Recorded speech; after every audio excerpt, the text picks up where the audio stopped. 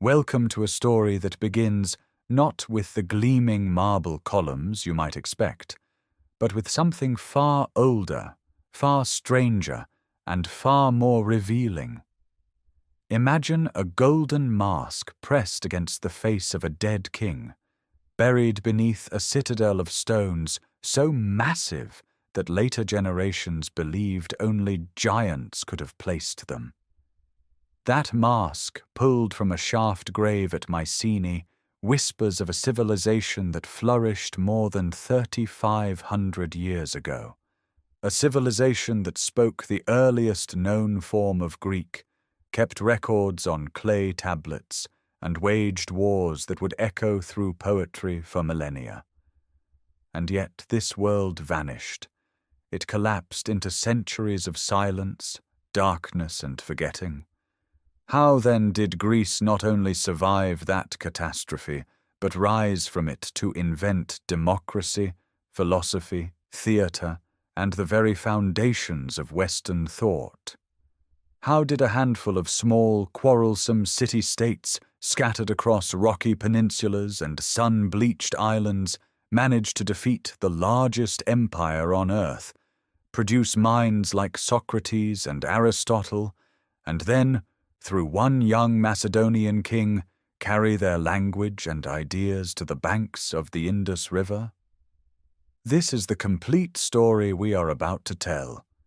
Not a highlight reel, not a summary, but a full passage through the entire life of Greek civilization, from the Cycladic sculptors carving haunting white figures 3,000 years before Christ, through the labyrinthine palaces of Minoan Crete, the warrior halls of Mycenae, and the long dark age that nearly erased everything.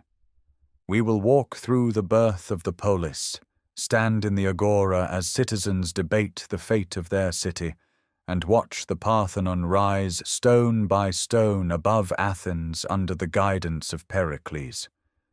We will witness the devastating fraternal war between Athens and Sparta that shattered the classical world. Follow Philip II as he forges Macedon into a conquering force, and march with Alexander across Persia, Egypt, and Central Asia. But the story does not end there. We will trace how Rome absorbed Greece yet was itself transformed by Greek culture, how Byzantium preserved the Greek language and Orthodox faith for over 1,000 years, and how Constantinople's fall in 1453 plunged Greek civilization into 4 centuries of Ottoman rule. We will stand alongside the revolutionaries of 1821, watch a fragile modern kingdom struggle to reconcile ancient glory with desperate poverty, and follow Greece through the catastrophe of Smyrna, the horrors of Nazi occupation, a brutal civil war, and the darkness of military dictatorship before democracy was finally restored in 1974. This story matters because Greece is not simply a chapter in a textbook.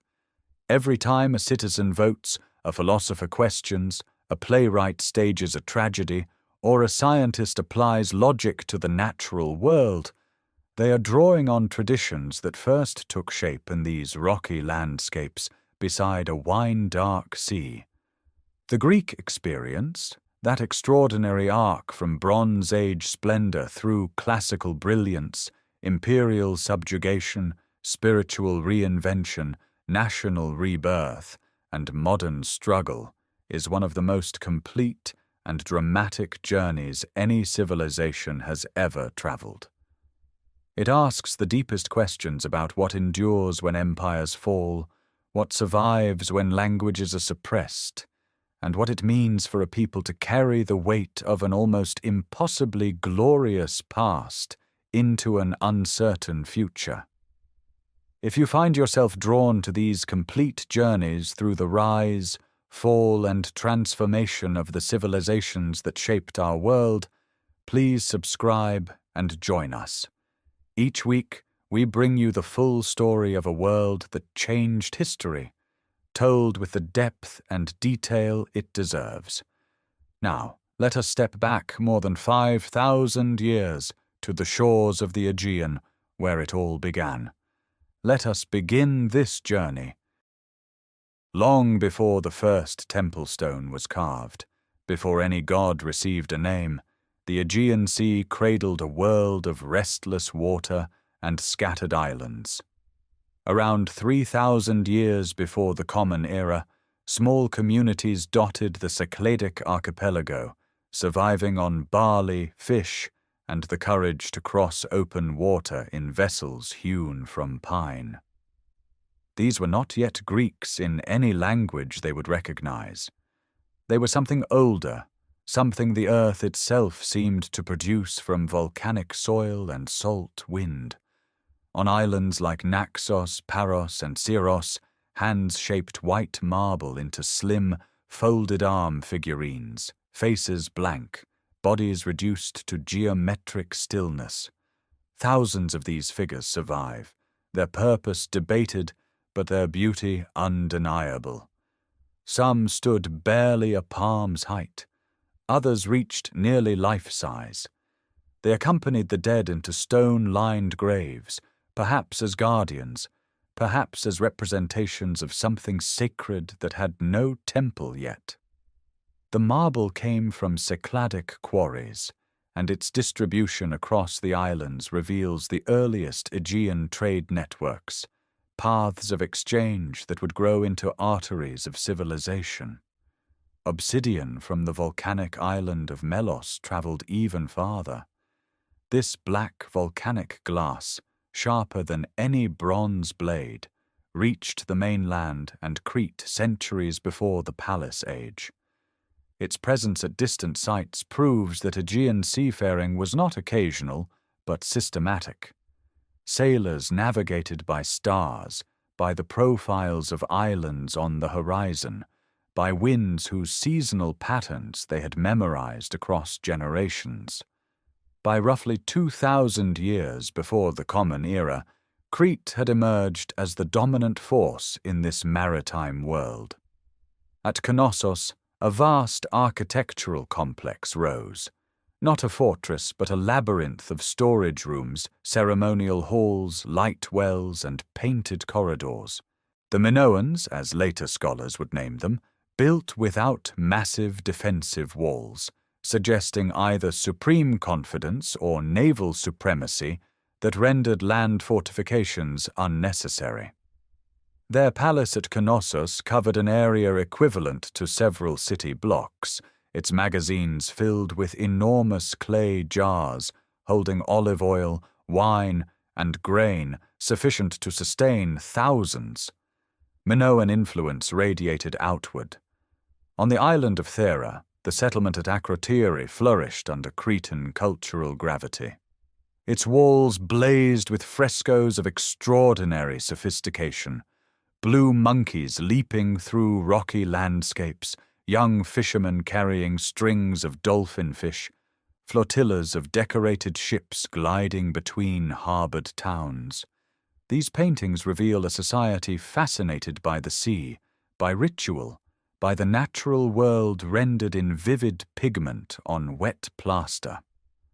The buildings stood 2 and 3 stories tall, with indoor plumbing and drainage systems that would not be matched in Europe for millennia. Around 1,600 years before the Common Era, Thera's volcano erupted with catastrophic force, burying Akrotiri under meters of ash and pumice, preserving it like a Bronze Age time capsule. The eruption sent tsunamis racing across the southern Aegean and may have weakened Minoan Crete at the very moment a new power was gathering strength on the Greek mainland. In the shaft graves of Mycenae, warrior chieftains were already accumulating gold, bronze weapons, and ambitions that would soon reshape the Aegean world. But that transformation belongs to a later age. In these earliest centuries, what matters is the sea itself, the medium through which obsidian, marble, ideas, and artistic traditions flowed between islands and coastlines. The Aegean was not a barrier, but a highway, and the communities that learned to master its currents laid foundations no one could yet imagine. The blank faces of Cycladic figurines stare across 5,000 years of silence, witnesses to a world where civilization began not with conquest or scripture, but with the simple, dangerous act of pushing a wooden hull away from shore and trusting the horizon. By 1600 before the Common Era, the gold begins to appear, not in modest quantities, not as scattered ornament, but in breathtaking abundance, hammered into masks that cover the faces of the dead, pressed into diadems, beaten into cups depicting scenes of wild bulls and hunting. The shaft graves at Mycenae yield treasures that speak of a warrior aristocracy rising with extraordinary speed, drawing wealth from trade, raiding, and the control of fertile plains stretching below their limestone ridges. These are not island merchants or palace bureaucrats in the Minoan mold. These are chieftains who measure power in bronze blades and chariot teams, who bury their honored dead with weapons laid across their chests. Within 2 centuries, their strongholds dominate the Greek mainland. Mycenae itself commands the northeastern Peloponnese from behind walls built of stones so massive that later Greeks believed only the Cyclopes could have lifted them. The Lion Gate, flanked by its carved heraldic beasts above a massive lintel, marks the entrance to a citadel designed to project authority and withstand siege.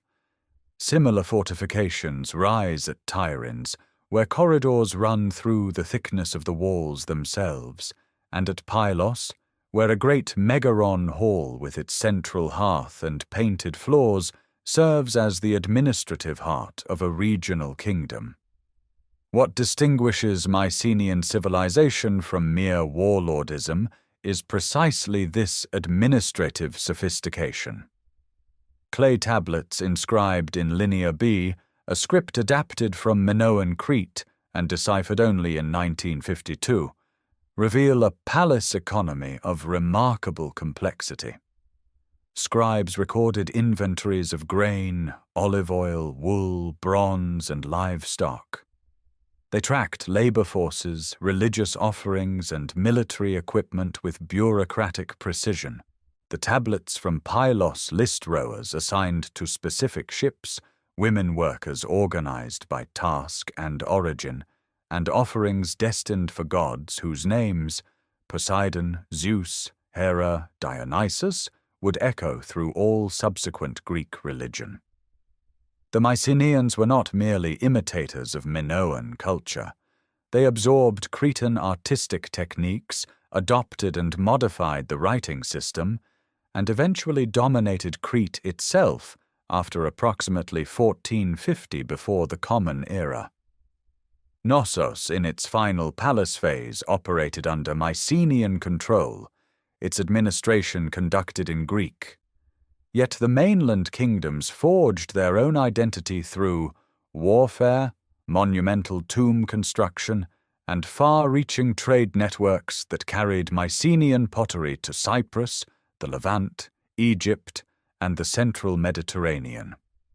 The great Tholos tombs represent this ambition in stone. The treasury of Atreus at Mycenae, built around 1300 before the Common Era, features a corbelled dome spanning nearly 15 meters, an engineering achievement unmatched in Europe for over a millennium. The labor required to construct such a monument, to drag the enormous lintel stone into position and heap earth above the finished chamber, implies command over hundreds of workers and resources drawn from a wide territory. Chariots thunder across painted frescoes and decorate pottery of the period, symbols of elite status and battlefield mobility. Boars' tusk helmets, described centuries later in Homer's Iliad with uncanny accuracy, appear in Mycenaean art and archaeology alike. The tradition of the Trojan War, whatever its historical kernel, preserves memory of a world where Mycenaean kings could organize coalition warfare across the Aegean, projecting military force against the wealthy citadels of western Anatolia. Yet the palace system that enabled such power also contained its vulnerability. Centralized economies dependent on scribal administration and surplus redistribution could not easily absorb disruption. By 1200 before the Common Era, the eastern Mediterranean world was convulsing. Trade routes fractured. Kingdoms in Anatolia and the Levant collapsed.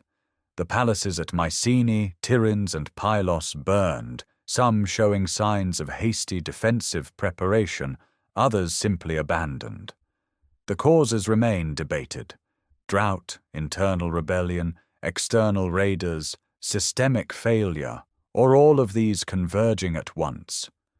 The fires consumed not only the palaces, but the administrative knowledge they housed. Linear B vanished with the scribes who wrote it. The centralized economies disintegrated. Population declined sharply across the Greek mainland.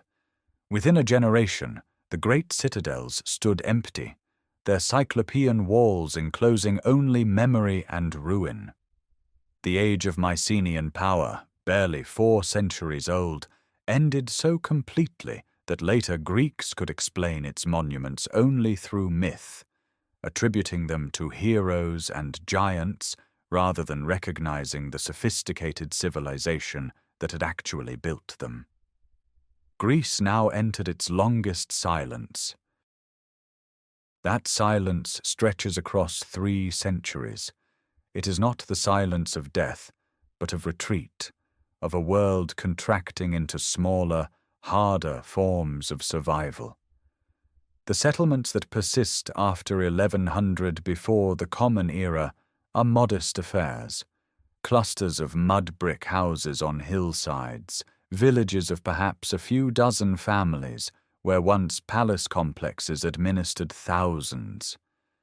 The great trade routes that connected Mycenaean Greece to Egypt, Cyprus, and the Levantine coast have fractured.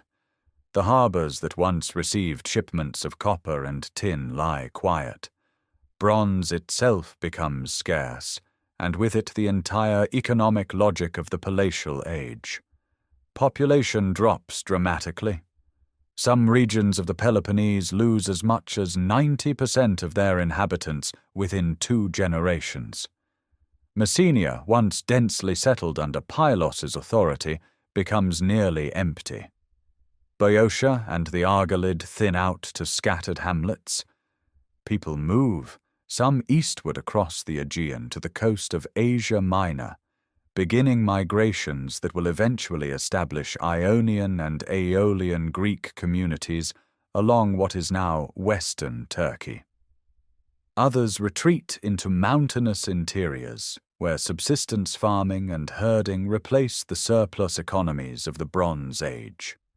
Yet within this contraction, something essential survives. The Greek language endures, carried not by written tablets, but by spoken word.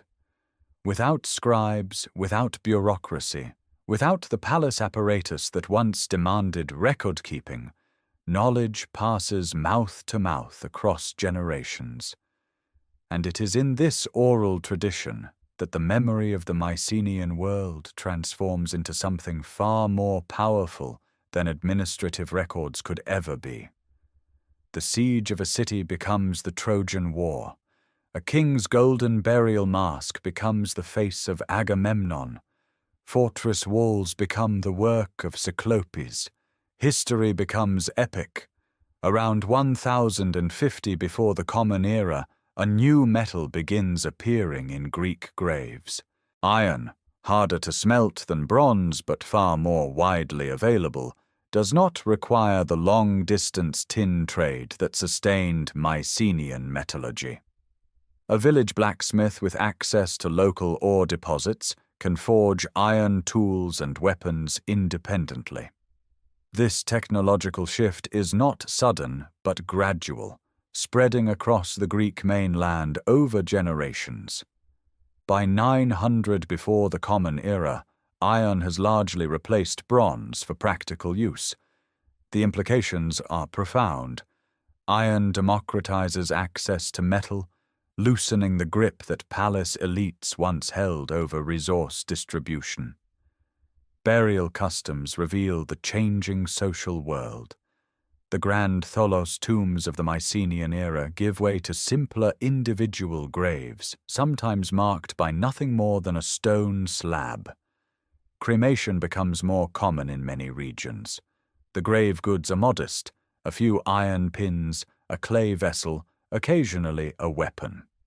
Yet around 900 before the Common Era, a distinctive artistic style emerges on Athenian pottery. Geometric patterns, precise meanders, zigzags, concentric circles, and hatched triangles cover the surfaces of amphoroi and craters with mathematical regularity. These vessels, found especially in the Kerameikos cemetery of Athens, represent not poverty of imagination, but a new aesthetic discipline, an ordered visual language emerging from centuries of simplicity. Small communities begin coalescing around shared sanctuaries. Olympia, Delphi, and Delos become gathering points where scattered Greek-speaking populations reaffirm common identity through religious observance. The first dedications at Olympia date to approximately the 10th century before the Common Era.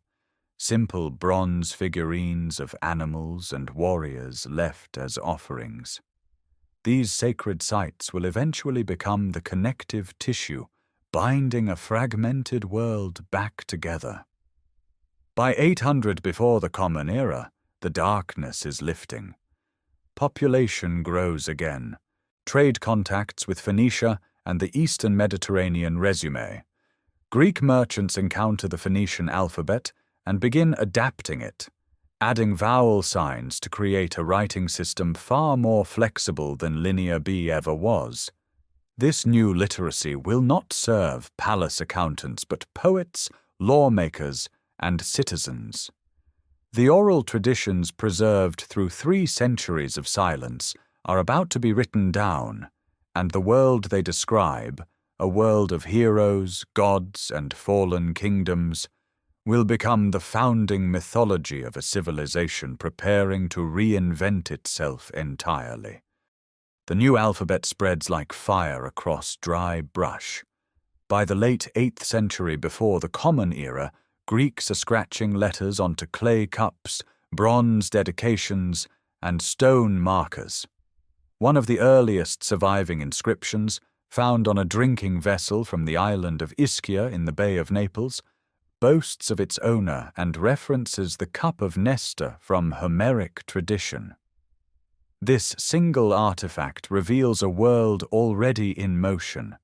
Greek settlers living in southern Italy, literate enough to write, cultured enough to quote epic poetry, and confident enough to claim connection with legendary heroes. This is the age when Homer's great epics, the Iliad and the Odyssey, take their written form, crystallizing centuries of oral tradition into texts that will define Greek identity for millennia. But the world these poems describe, a world of kings ruling from palace halls, is already vanishing. Something unprecedented is replacing it. Across the Greek mainland and islands, communities are organizing themselves not around royal dynasties, but around shared civic spaces. The agora emerges at the heart of settlement life, an open gathering place where free men debate, trade, arbitrate disputes, and make collective decisions. Stone temples rise on prominent hilltops, no longer serving a palace economy, but expressing communal devotion. The polis is being born. Each city-state develops its own character with fierce independence. Athens sprawls across the Attic plain, its population scattered among rural villages and a growing urban center beneath the rocky Acropolis. Corinth commands the narrow isthmus connecting the Peloponnese to central Greece, growing wealthy from trade flowing between two seas. Argos dominates the fertile plain once ruled by Mycenae. Sparta consolidates control over the Eurotas Valley in Laconia, and by the early 7th century conquers neighboring Messenia, enslaving its population as helots to work the land. Each polis guards its autonomy with almost religious intensity. Population pressure and limited arable land drive one of the most consequential movements in ancient history. Beginning around 750 before the Common Era, Greek communities send organized expeditions to establish colonies across the Mediterranean and Black Sea coasts. Syracuse rises in Sicily, Taras in southern Italy, Cyrene on the Libyan shore, Byzantium on the Bosporus Strait. These are not random migrations, but deliberate foundations, often guided by oracles from Delphi, led by appointed founders, and planned with designated land divisions. Each colony maintains cultural and religious ties to its mother city while functioning as an independent polis. The consequences are transformative. Contact with Phoenician, Egyptian, Lydian, and Italic peoples accelerates cultural exchange.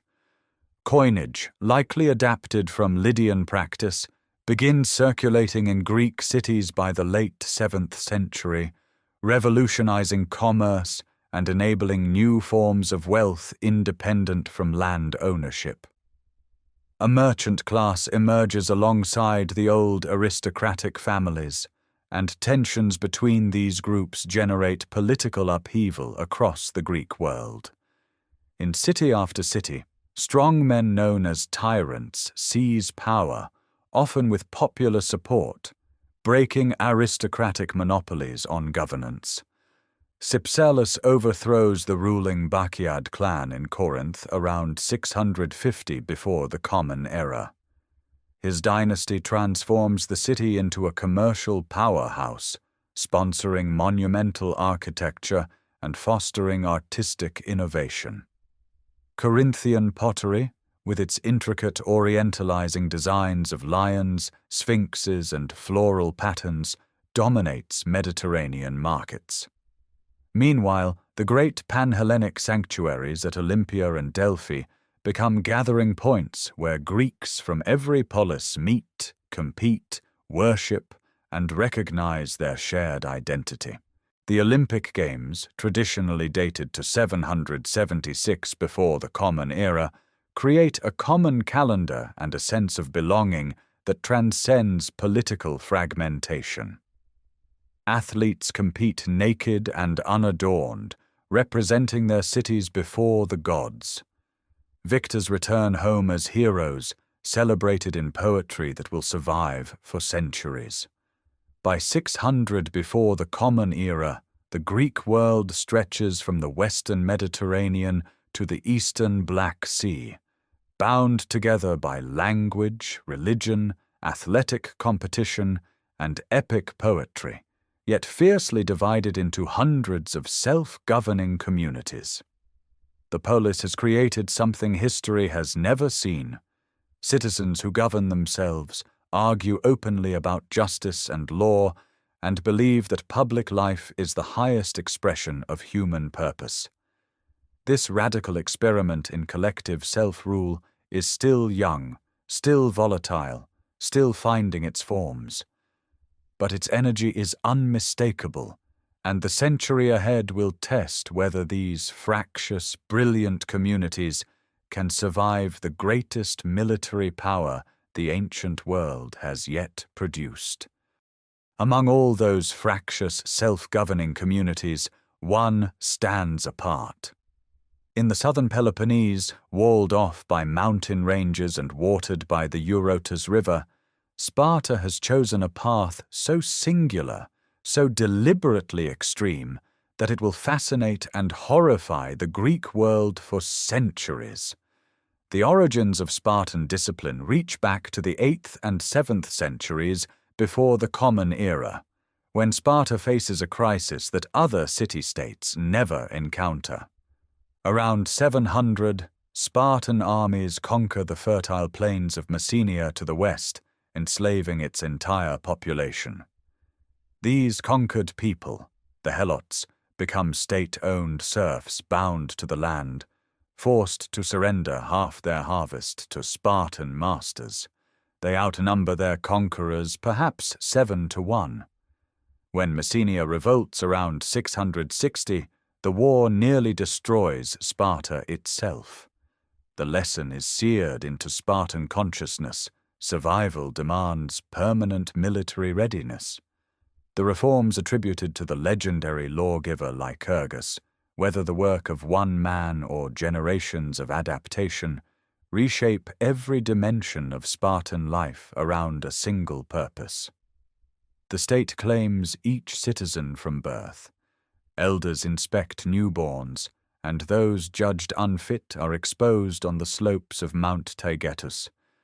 At 7 years old, boys leave their mothers and enter the agoge, the state training system that will consume the next 13 years of their lives.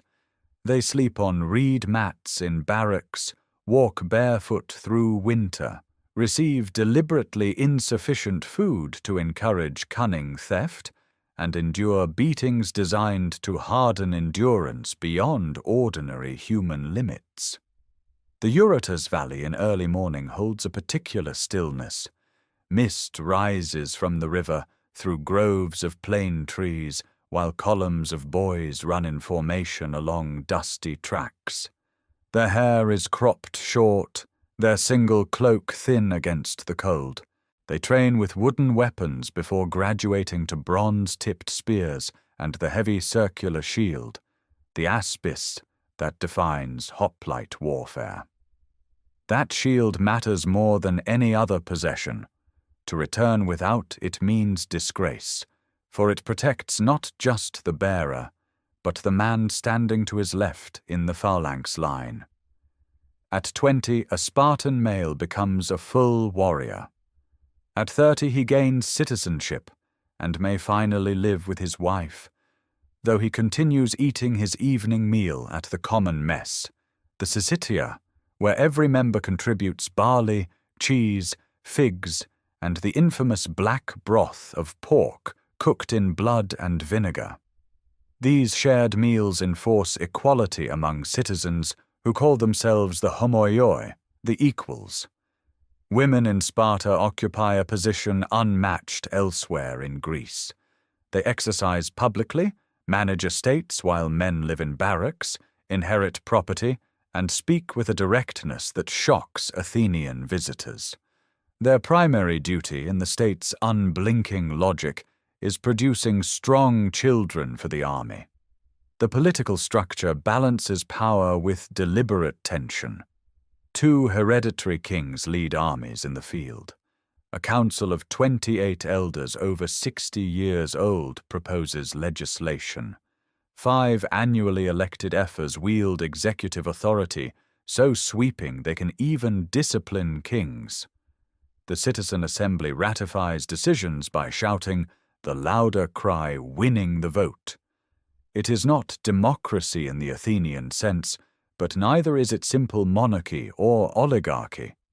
By the 6th century before the Common Era, this system produces the most formidable infantry force in the Greek world.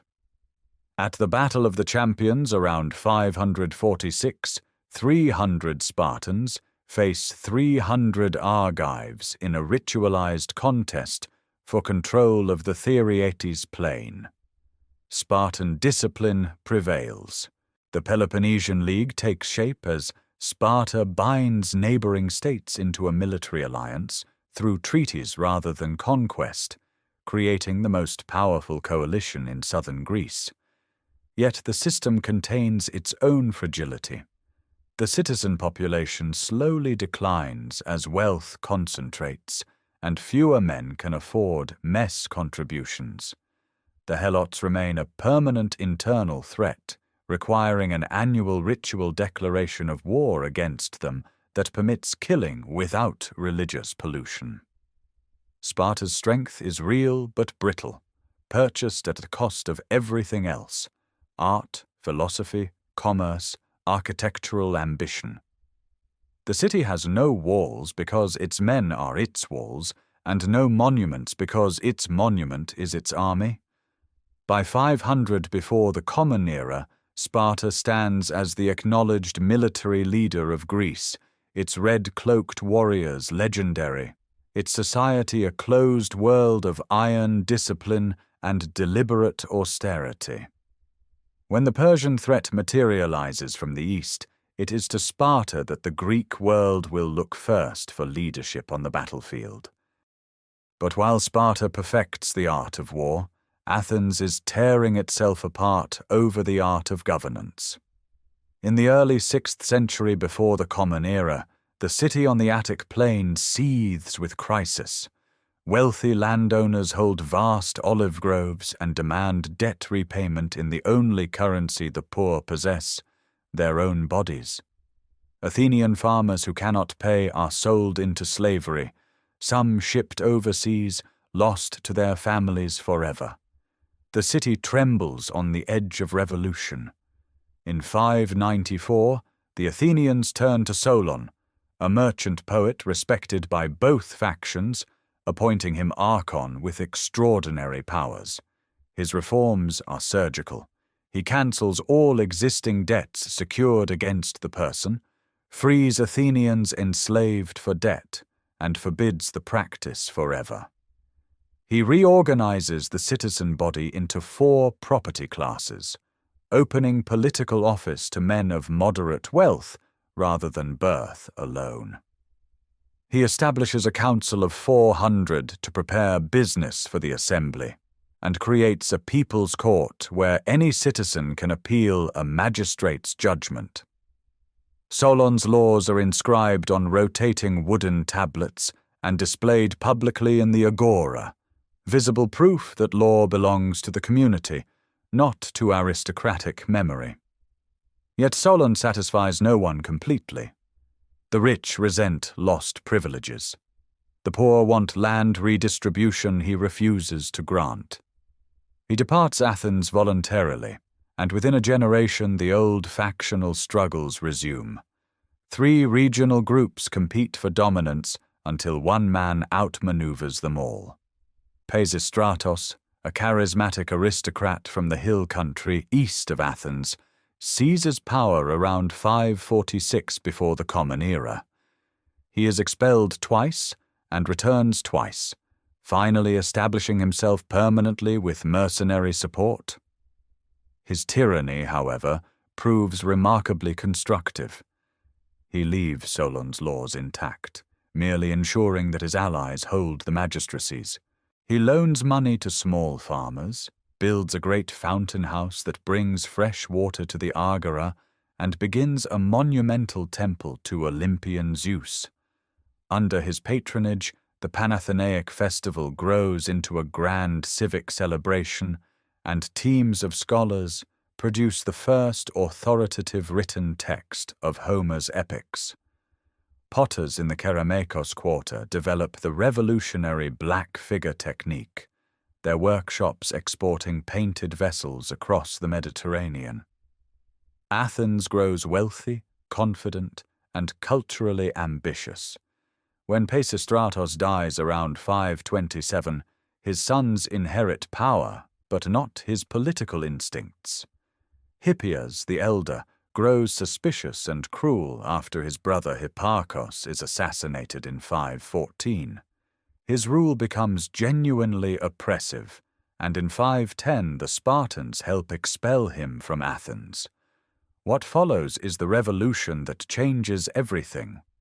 Cleisthenes, an aristocrat from the powerful Alcmaeonid family, finds himself locked in a power struggle with rival nobles.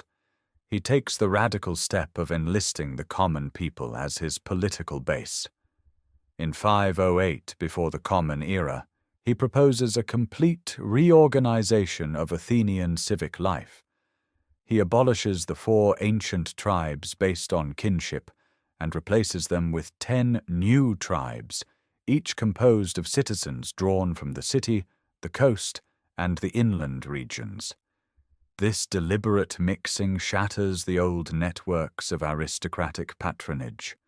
Each tribe provides 50 members by lot to a new council of 500, which manages daily governance. The assembly of all male citizens becomes the sovereign decision-making body, meeting on the Nix Hill within sight of the Acropolis. Cleisthenes introduces ostracism, a vote by which the assembly can exile any citizen deemed too powerful for 10 years without loss of property. It is a weapon against tyranny wielded by the people themselves. Citizens scratch names onto pottery shards, and 6,000 votes suffice to send even the most prominent man into temporary banishment. The transformation is profound.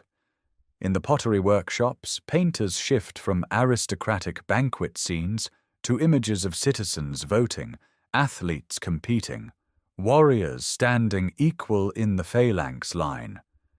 The early Acropolis receives new dedications from ordinary citizens, not just noble families. Olive groves still define the Attic landscape, but their harvest now sustains a community where a farmer and a shipwright possess the same political voice in the assembly. By 490 before the Common Era, this experiment is barely 2 decades old. Fragile, untested, radical.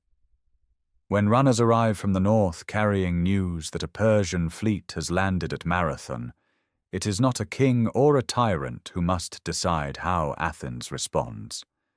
The assembly votes. The citizens themselves choose war. They march to Marathon not as subjects following a lord, but as free men defending a system they have only just begun to build. The plain of Marathon stretches flat and marshy between mountains and sea, roughly 40 kilometers northeast of Athens. In September of 490 before the Common Era, perhaps 6,000 Persian infantry and cavalry disembark from their fleet onto this coastal strip, expecting swift submission from a city that has never faced the full weight of the Achaemenid Empire. What they encounter instead is something unprecedented. 10,000 Athenian hoplites, reinforced by a small contingent from Plataea, form a bronze wall across the plain. The strategos Miltiades, who knows Persian tactics from years spent in Thracian borderlands, thins the center of the Greek line and strengthens both wings. When the phalanx charges at a run across the final distance, closing the gap before Persian archers can shatter their formation, the reinforced wings crush the enemy flanks and fold inward. The Persians break toward their ships. 192 Athenians fall. Persian losses number in the thousands. Marathon is not merely a battle, it is a revelation. Citizens who weeks earlier debated grain prices in the agora have defeated the greatest military power on earth. The victory electrifies the Greek world and terrifies it in equal measure, because everyone understands that Persia will return. A decade of preparation follows.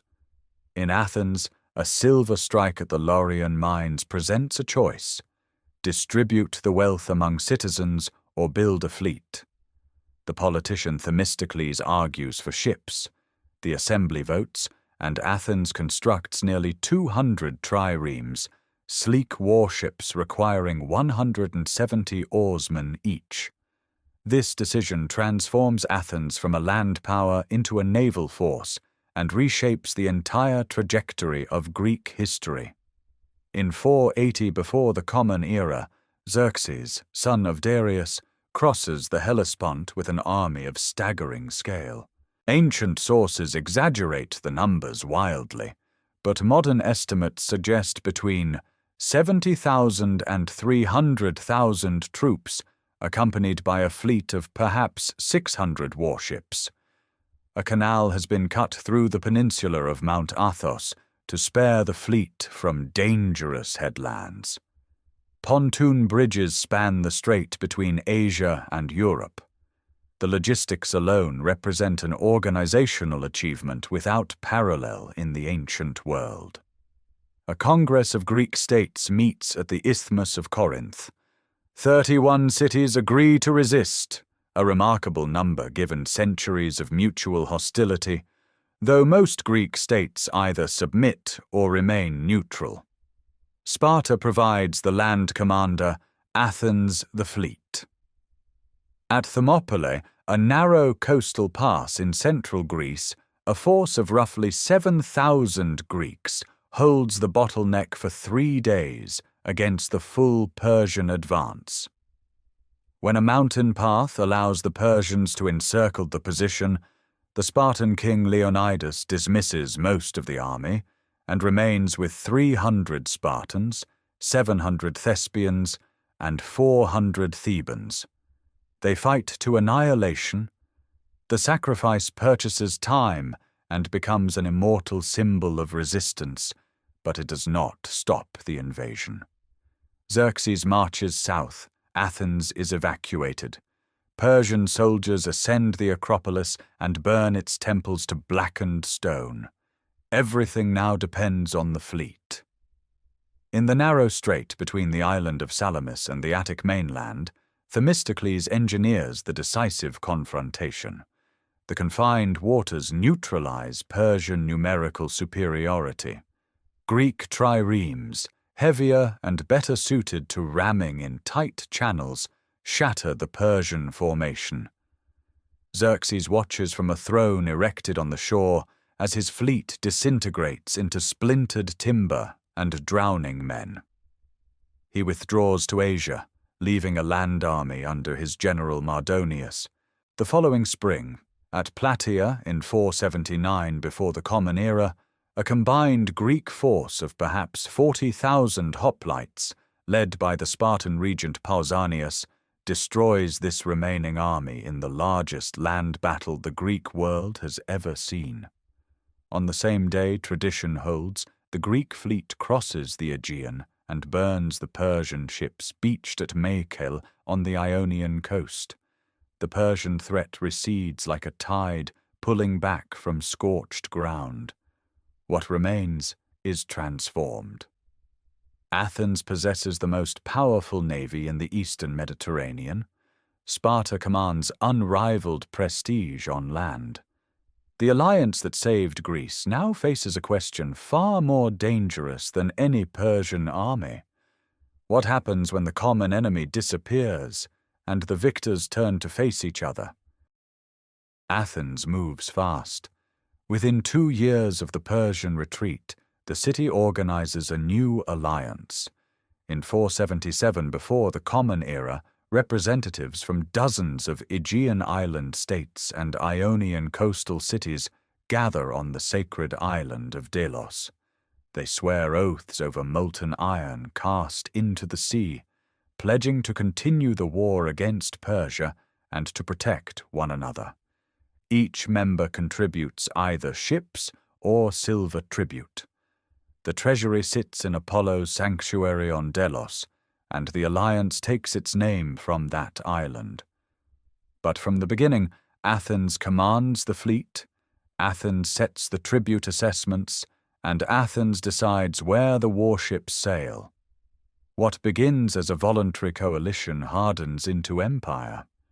When the island of Naxos attempts to withdraw in the late 470s, Athenian triremes blockade its harbour and force it back into the League. Thasos rebels and is besieged into submission.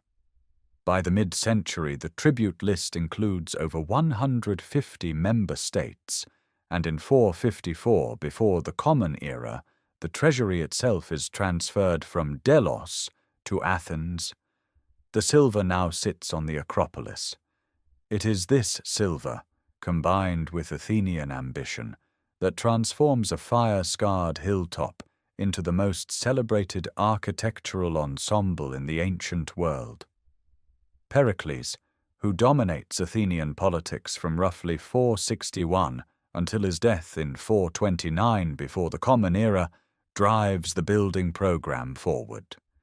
He is elected strategos, or general, year after year, guiding policy through persuasion in the assembly rather than through any formal supreme office. Under his influence, Athens commits allied tribute and its own revenues to construction on a scale the Greek world has never attempted. The Parthenon rises between 447 and 432 before the Common Era. Ictinus and Callicrates design the temple. Phidias oversees its sculptural program. The building contains no true straight lines. Its columns swell subtly at the center. Its stylobate curves upward by centimeters. Its corner columns are slightly thickened. These refinements correct optical illusions and give the structure an almost breathing quality. Inside stands Phidias's chryselephantine statue of Athena, 12 meters tall, sheathed in gold and ivory. Around the Parthenon, other structures follow. The Propylaea gateway, the temple of Athena Nike perched on its bastion, and later the Erechtheion with its caryatid porch. Together they compose an architectural landscape visible from the harbor at Piraeus, announcing Athenian power to every arriving sailor. Below the Acropolis, democratic life intensifies. The assembly meets roughly 40 times each year on the Nix Hill, where any male citizen over 18 may speak and vote. Jury courts staffed by hundreds of ordinary citizens hear cases daily, paid a small stipend that allows even the poor to serve. The agora hums with commerce, debate, and the business of empire, tax collection, fleet provisioning, diplomatic receptions. In the theatre of Dionysus, carved into the Acropolis slope, Aeschylus, Sophocles, and Euripides stage tragedies that probe justice, fate, and human frailty before audiences of 15,000. Aristophanes mocks politicians, generals, and philosophers with impunity. Socrates wanders the stowers and workshops, interrogating craftsmen and statesmen alike about virtue and knowledge. Anaxagoras proposes that the sun is a burning stone rather than a god, and Pericles shields him from prosecution as long as he can. This is a city intoxicated by its own capacities. Sculptors abandon archaic stiffness for naturalistic bodies caught in motion. Potters produce red figure vessels depicting myth and daily life with extraordinary precision. Herodotus recites his histories at public gatherings. Thucydides begins taking notes. Yet the brilliance carries a shadow. Athens' allies increasingly resemble subjects. Tribute is enforced by warships. Athenian colonies are planted on allied territory. Decrees from the Athenian assembly regulate the coinage and legal systems of nominally independent states. Sparta watches this expansion with deepening alarm, and Corinth, whose commercial interests Athens threatens, presses for confrontation. By the late 430s, diplomatic crises multiply. Disputes over Corcyra, Potidaea, and the Megarian decree push both sides toward a conflict that neither fully desires, but neither can avoid. In 431 before the Common Era, Spartan armies cross into Attica, and Athenian fleets raid the Peloponnesian coast. The Golden Age does not end with a slow dimming. It breaks, suddenly, into war. The war that begins in 431 before the Common Era will last, with intermissions, for 27 years. It will consume a generation of Greek manhood, destroy cities, unravel alliances, and leave the entire Greek world permanently weakened. No single battle decides it. Instead, the conflict grinds forward through sieges, raids, plagues, betrayals, and catastrophic miscalculations, each side convinced that one more campaign will force the other to yield. Sparta's strategy is blunt and ancient. Each spring, Peloponnesian armies march into Attica, cutting down olive groves and burning grain fields, hoping to draw Athenian hoplites into open battle. Pericles refuses. He pulls the rural population behind Athens' long walls, the fortified corridor connecting the city to its port at Piraeus. As long as the fleet controls the sea, Athens can import grain from the Black Sea and strike Peloponnesian coastlines at will. The strategy is sound in theory. In practice, it creates a catastrophe no one foresees. In the summer of 430 before the Common Era, plague erupts inside the overcrowded city. The disease, still debated by modern scholars, spreads through the packed refugee quarters with terrifying speed. Fever, vomiting, ulceration, and delirium sweep through households. Perhaps a quarter of the population perishes over 4 years. Funeral pyres burn continuously.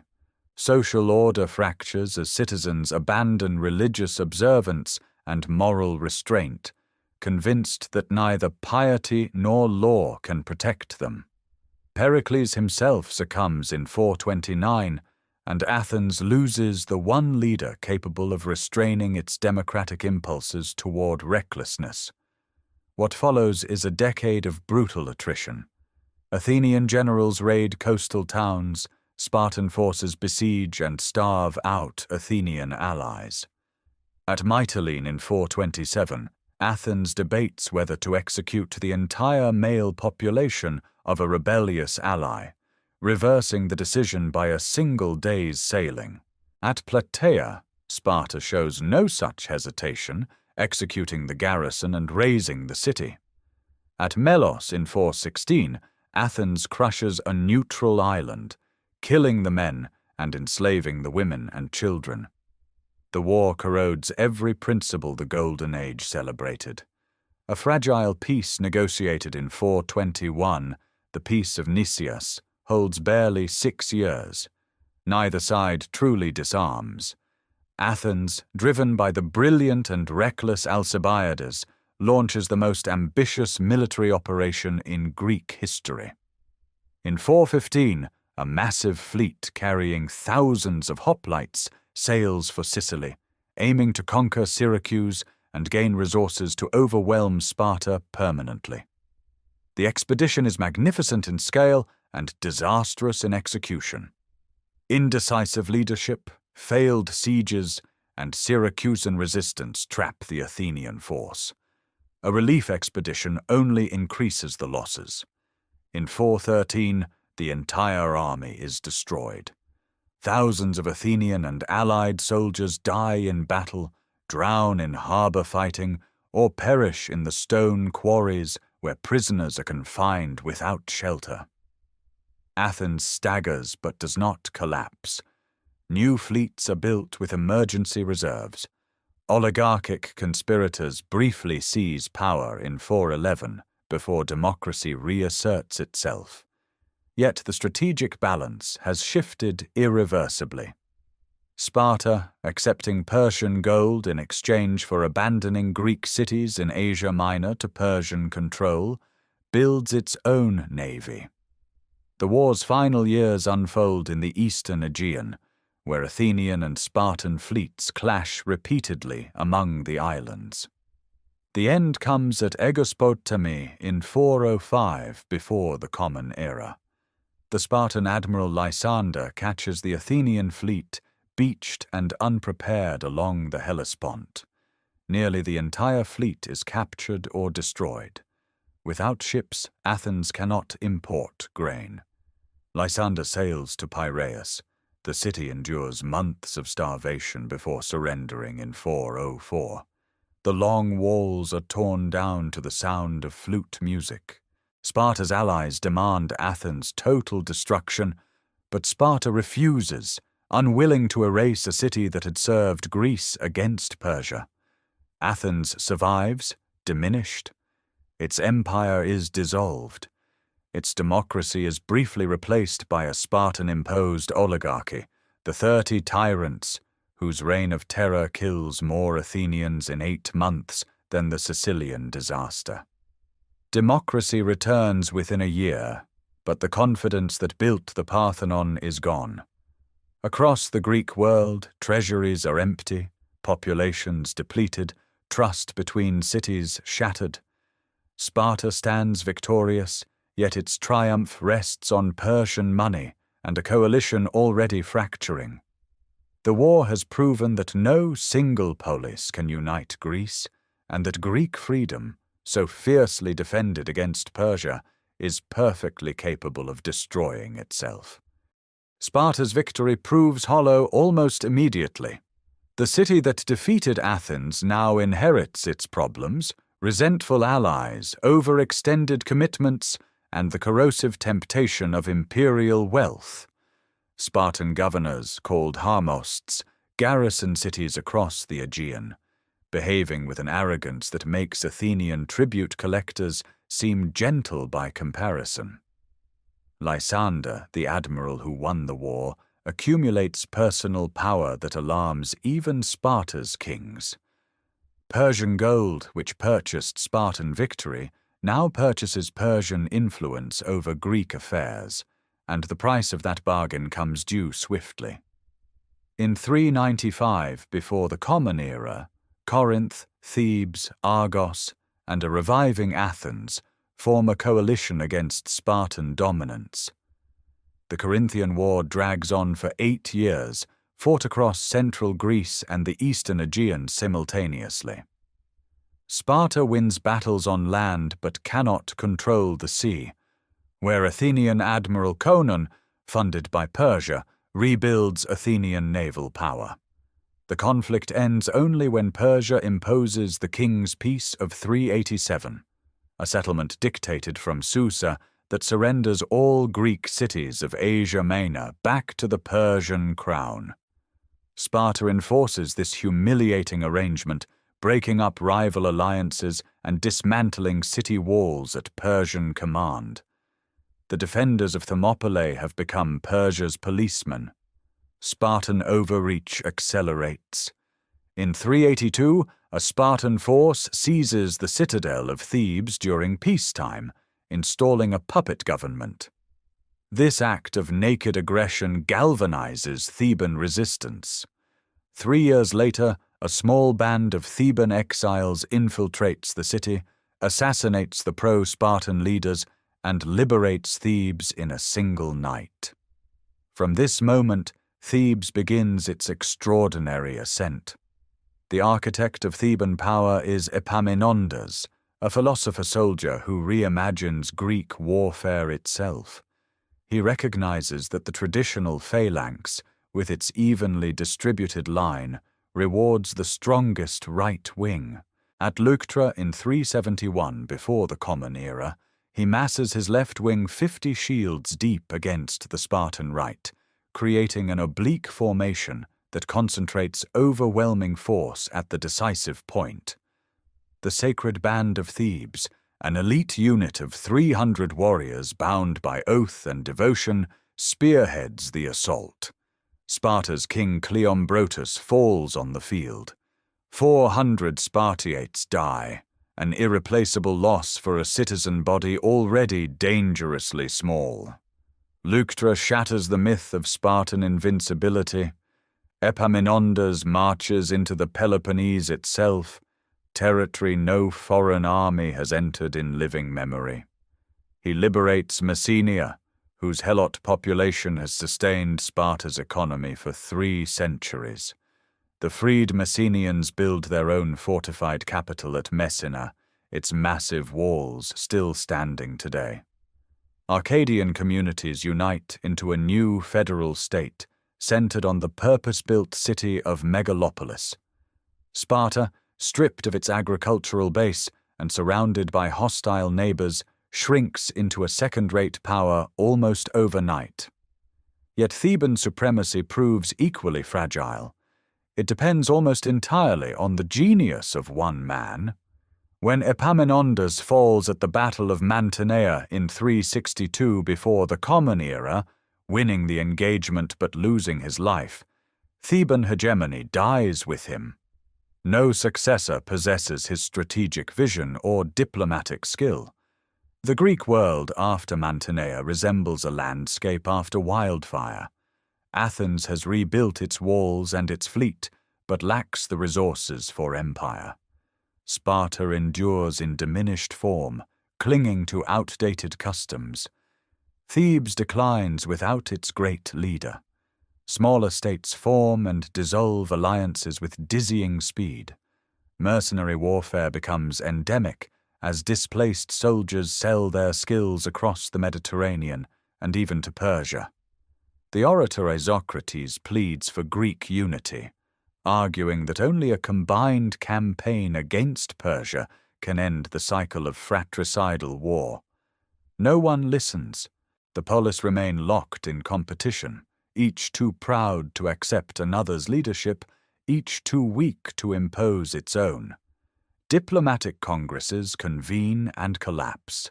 Sacred wars over control of Delphi's sanctuary provide pretexts for further intervention and destruction. The 4th century produces brilliant art, philosophy, and oratory. Plato founds his academy, Aristotle begins his investigations, but politically, Greece exhausts itself in endless, inconclusive struggle. Far to the north, beyond Mount Olympus, a kingdom long dismissed as semi-barbarous watches these quarrels with patient attention. Macedonia, rich in timber, horses, and ambitious young men, has spent decades absorbing Greek culture while maintaining its own monarchical traditions. In 359 before the Common Era, a young king takes the throne after years spent as a hostage in Thebes, where he studied Epaminondas's tactics firsthand. His name is Philip, and he has learned everything the Greek city-states can teach, including their weaknesses. Philip inherits a kingdom on the verge of dissolution. Illyrian raiders have just killed his brother in battle, destroying a Macedonian army and leaving the northern frontier exposed. Paeonians press from the east, Thracians from the northeast, and rival claimants to the throne circle like wolves. The young king is 23 years old, and virtually no one expects him to survive the year. He survives by moving faster than anyone anticipates. Within months, Philip bribes the Paeonians into neutrality, defeats the Illyrians in a decisive campaign, and eliminates his dynastic rivals through a combination of diplomacy, marriage alliances, and calculated violence. But his true genius reveals itself not on the battlefield alone. It emerges in the systematic transformation of Macedonia's entire military and political structure. The army Philip inherits fights in the old Greek manner, hoplites carrying heavy round shields and short spears. Philip reimagines everything. He equips his infantry with the sarissa, a pike stretching nearly 6 meters in length, requiring 2 hands to wield. Soldiers carry smaller shields strapped to their shoulders. Arranged in dense formations 16 ranks deep, these pikemen create a bristling wall of iron points that no conventional phalanx can approach. Behind and beside them, Philip develops specialized units, hypaspists for rapid assault, companion cavalry drawn from Macedonia's aristocracy, light troops and engineers for siege work. He drills these forces relentlessly, marching them across mountains with full equipment until they become the most professional army the Greek world has ever seen. Then he turns south. His method combines military pressure with diplomatic manipulation so seamlessly that Greek city-states often find themselves defeated before they realize they are at war. Philip intervenes in Thessaly's internal conflicts, gaining control of its superb cavalry. He inserts himself into the Third Sacred War, championing Apollo's cause against the Phocians who have seized Delphi's treasury. By 346 before the Common Era, Philip sits on the Amphictyonic Council, the ancient religious body overseeing Delphi, a Macedonian king now holding a legitimate seat among Greece's most sacred institutions. Athens watches with growing alarm. Demosthenes, the greatest orator of the age, delivers speech after speech, warning his fellow citizens of the Macedonian threat. His Philippics become masterpieces of political rhetoric, painting Philip as a barbarian tyrant bent on enslaving free Greeks. Yet Athens responds sluggishly. Decades of inconclusive warfare have drained the city's treasury and will. Assemblies debate while Philip acts. The decisive moment arrives in 338 before the Common Era at Chaeronea in Boeotia. Athens and Thebes, finally united in desperation, field a combined army to block Philip's advance. The battle unfolds across a late summer plain. Philip commands the right wing, deliberately drawing the Athenian line forward with a feigned retreat. On the opposite flank, his 18-year-old son Alexander leads the companion cavalry in a devastating charge that shatters the Theban sacred band. The gap torn in the Allied center proves fatal. By evening, the coalition army is broken, and Greek independence, as the city-states have known it for centuries, effectively ends. Philip's settlement proves remarkably measured. He treats Athens with diplomatic courtesy, returning prisoners without ransom. Thebes receives harsher terms, but survives. At Corinth, in 337 before the Common Era, Philip convenes delegates from nearly every Greek state and establishes the League of Corinth, a federation with himself as hegemon. The League's declared purpose is a grand campaign against Persia, framed as vengeance for Xerxes' invasion a century and a half earlier. Greek autonomy is formally preserved. In practice, Macedonian garrisons and political allies ensure compliance. Philip never reaches Persia. In the summer of 336 before the Common Era, at the ancient capital of Aegae, modern Vagina, he celebrates his daughter's wedding with elaborate festivities. As he enters the theatre at dawn, a bodyguard named Pausanias drives a blade into his ribs. Philip collapses and dies within moments. The motives remain debated across millennia: personal grievance, court intrigue, perhaps foreign encouragement.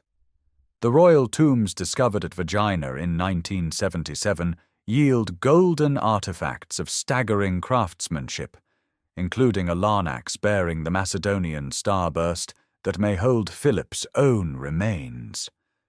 The throne passes immediately to Alexander, already battle-tested, already dreaming of horizons far beyond Greece.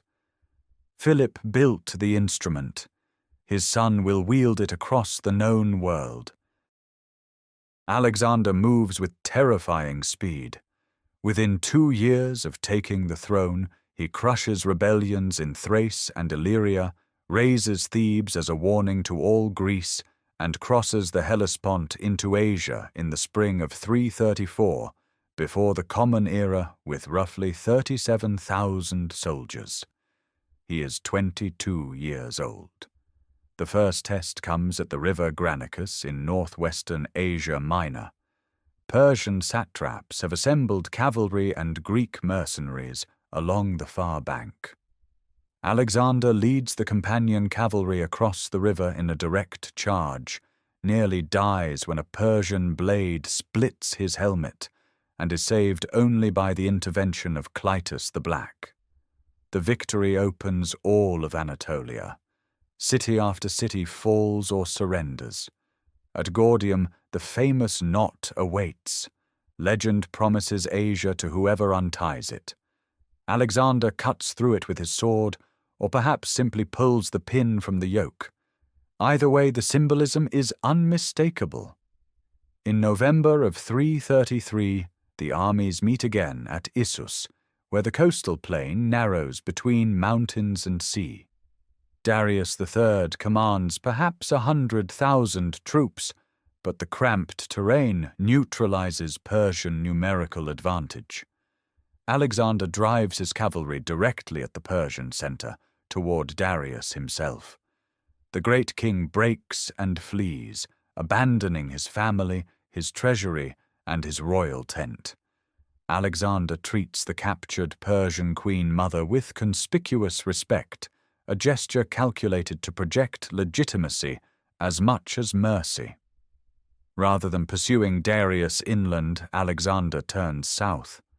Tyre resists for 7 months behind its island walls until a massive causeway connects it to the mainland. Gaza falls after another brutal siege. Egypt welcomes him as a liberator from Persian rule. In the winter of 332, he treks across the desert to the oracle of Ammon at Siwa, where priests reportedly greet him as the son of the god. At the western edge of the Nile Delta, he founds Alexandria, destined to become the greatest city of the Hellenistic world. The decisive confrontation comes at Gaugamela on the 1st of October, 331.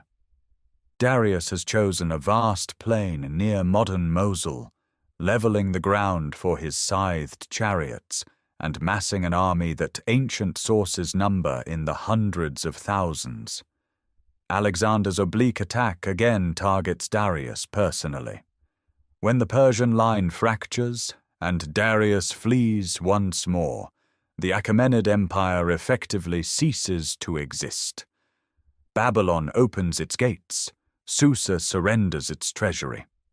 At Persepolis, Alexander burns the great palace, whether in calculated vengeance for Xerxes' destruction of Athens or in a drunken impulse remains disputed. The campaigns continue eastward through years of grinding warfare. In the mountains of Afghanistan and Central Asia, Alexander fights guerrilla enemies who refuse pitched battle.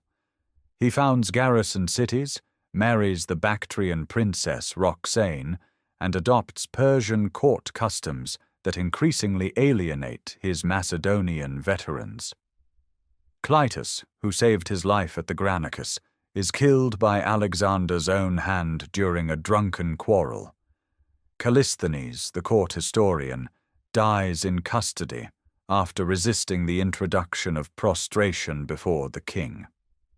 In 326, the army crosses the Indus and defeats King Porus at the Hydaspes in a monsoon downpour, deploying against war elephants for the first time. But at the Hyphasis River, the soldiers refuse to march further. Alexander rages for days, then relents. The return through the Gedrosian desert costs thousands of lives, perhaps more than any single battle. By 323, Alexander is in Babylon, planning campaigns toward Arabia and possibly the western Mediterranean. His body bears wounds from nearly every campaign. In late May, fever strikes. Within 10 days, on the 11th of June, 323 before the Common Era, Alexander dies at the age of 32.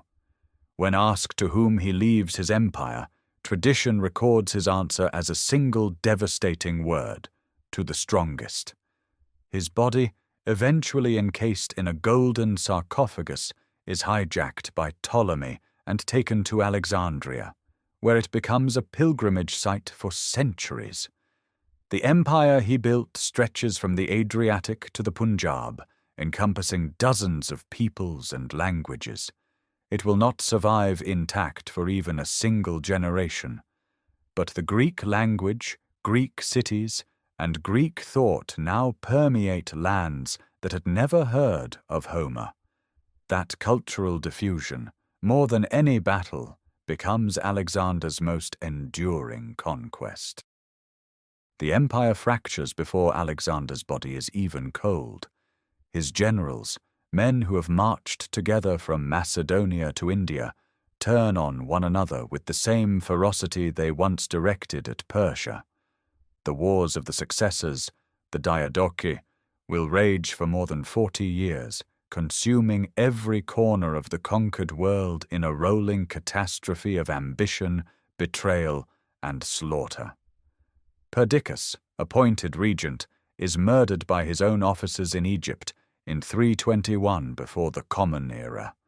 Antipater, the old guardian of Macedonia, dies of natural causes in 319, and his death ignites fresh conflict. Eumenes, one of the few non-Macedonian commanders, fights brilliantly, but is handed over to Antigonus the One-Eyed and executed. By 301, at the Battle of Ipsus in central Anatolia, Antigonus himself falls, and the empire's partition becomes irreversible. 3 great dynasties emerge from the wreckage. Ptolemy and his descendants rule Egypt from Alexandria, transforming a pharaonic kingdom into the wealthiest state in the Mediterranean. The Seleucids, founded by Seleucus, govern a vast domain stretching from Syria to the borders of India, administering dozens of peoples through a network of Greek-founded cities. The Antigonids, descendants of Antigonus's son Demetrius, eventually secure Macedonia and maintain an uneasy dominance over the Greek mainland. Smaller kingdoms, Pergamon in western Anatolia, Pontus along the Black Sea, Bactria deep in Central Asia, carve out their own spheres. What unites these fractured realms is not politics, but culture. Greek becomes the common language of administration, commerce, and intellectual life from the Nile to the Oxus. Alexandria rises as the supreme monument to this new world. Its great library, founded under Ptolemy II, gathers hundreds of thousands of scrolls. Scholars there calculate the circumference of the earth, catalogue the stars, and translate the Hebrew scriptures into Greek. The lighthouse on Pharos Island, one of the ancient wonders, guides ships into the busiest harbour in the known world. In Pergamon, the Attalid kings build a rival centre of learning. Their library grows so large that Egypt reportedly bans papyrus exports, prompting the development of parchment. The great altar of Pergamon, carved with writhing giants and triumphant gods, expresses Hellenistic art at its most dramatic, emotional, dynamic, far removed from classical restraint. Philosophy transforms as well. Epicurus teaches in his Athenian garden that pleasure, rightly understood as tranquility, is the highest good. Zeno of Citium, a Phoenician by birth, founds Stoicism in the painted colonnade of the Athenian agora, arguing that virtue alone matters and that all human beings share in universal reason. These philosophies speak to individuals adrift in vast kingdoms where the intimate politics of the old city-state no longer apply. Yet the Hellenistic world carries fatal weaknesses. The Seleucid Empire, too large to govern coherently, steadily loses its eastern provinces. Parthia breaks away around 247 before the Common Era. Bactria drifts into independence, its Greek kings eventually ruling over Buddhist populations in a remarkable cultural fusion. The Antigonids struggle to control a Greek mainland, where leagues of city-states, the Achaean and Aetolian, resist Macedonian authority with stubborn determination. Into this fragmented landscape steps Rome. Initially invited as an ally against Macedonian aggression, Rome intervenes with devastating efficiency. At Cynocephaly in 197 before the Common Era, Roman legions shatter the Macedonian phalanx. At Pydna in 168, the last Antigonid king falls. Macedonia becomes a Roman province. In 146 before the Common Era, after the Achaean League's desperate final resistance, Roman forces sack Corinth. The city burns, its population is enslaved. Greece itself becomes the province of Achaia. The Hellenistic age ends not with a single catastrophe, but with a slow absorption. Pergamon is bequeathed to Rome by its last king. The Seleucid remnant is annexed by Pompey. Ptolemaic Egypt, the last and richest successor kingdom, survives until 30 before the Common Era, when Cleopatra VII dies and Augustus claims the Nile. Yet Greek language, Greek thought, and Greek artistic traditions do not vanish. They become the intellectual foundation of the Roman world itself, proving that cultural empires can outlast every kingdom that carries them. The conquered become the conquerors of their conquerors. This paradox defines the centuries that follow Rome's absorption of the Greek world, a period in which political subjugation produces cultural domination so complete that Rome itself is remade in Greek image. Corinth lies in ashes for a full century. The city that once controlled 2 seas, that grew rich on trade between East and West, exists only as a ruin visited by curious Roman travelers. Then, in 44 before the Common Era, Julius Caesar orders its refounding as a Roman colony. Veterans and freedmen settle among the shattered columns. Within a generation, New Corinth rises, Roman in administration, Greek in atmosphere, cosmopolitan in population. Its markets bustle again. Its harbors fill with grain ships and merchant vessels. The Apostle Paul will preach here in the 50s of the Common Era, finding a city already vibrant with competing philosophies and religions, a place where Greek intellectual tradition and Roman organizational power merge into something new. Across the province of Achaia, a similar pattern unfolds.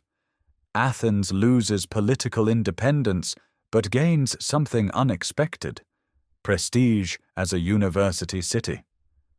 Roman aristocrats send their sons to study rhetoric and philosophy beneath the Acropolis. Cicero studies here. Horace studies here. The schools of Plato's Academy and Aristotle's Lyceum continue in various forms, their intellectual authority undiminished by military defeat.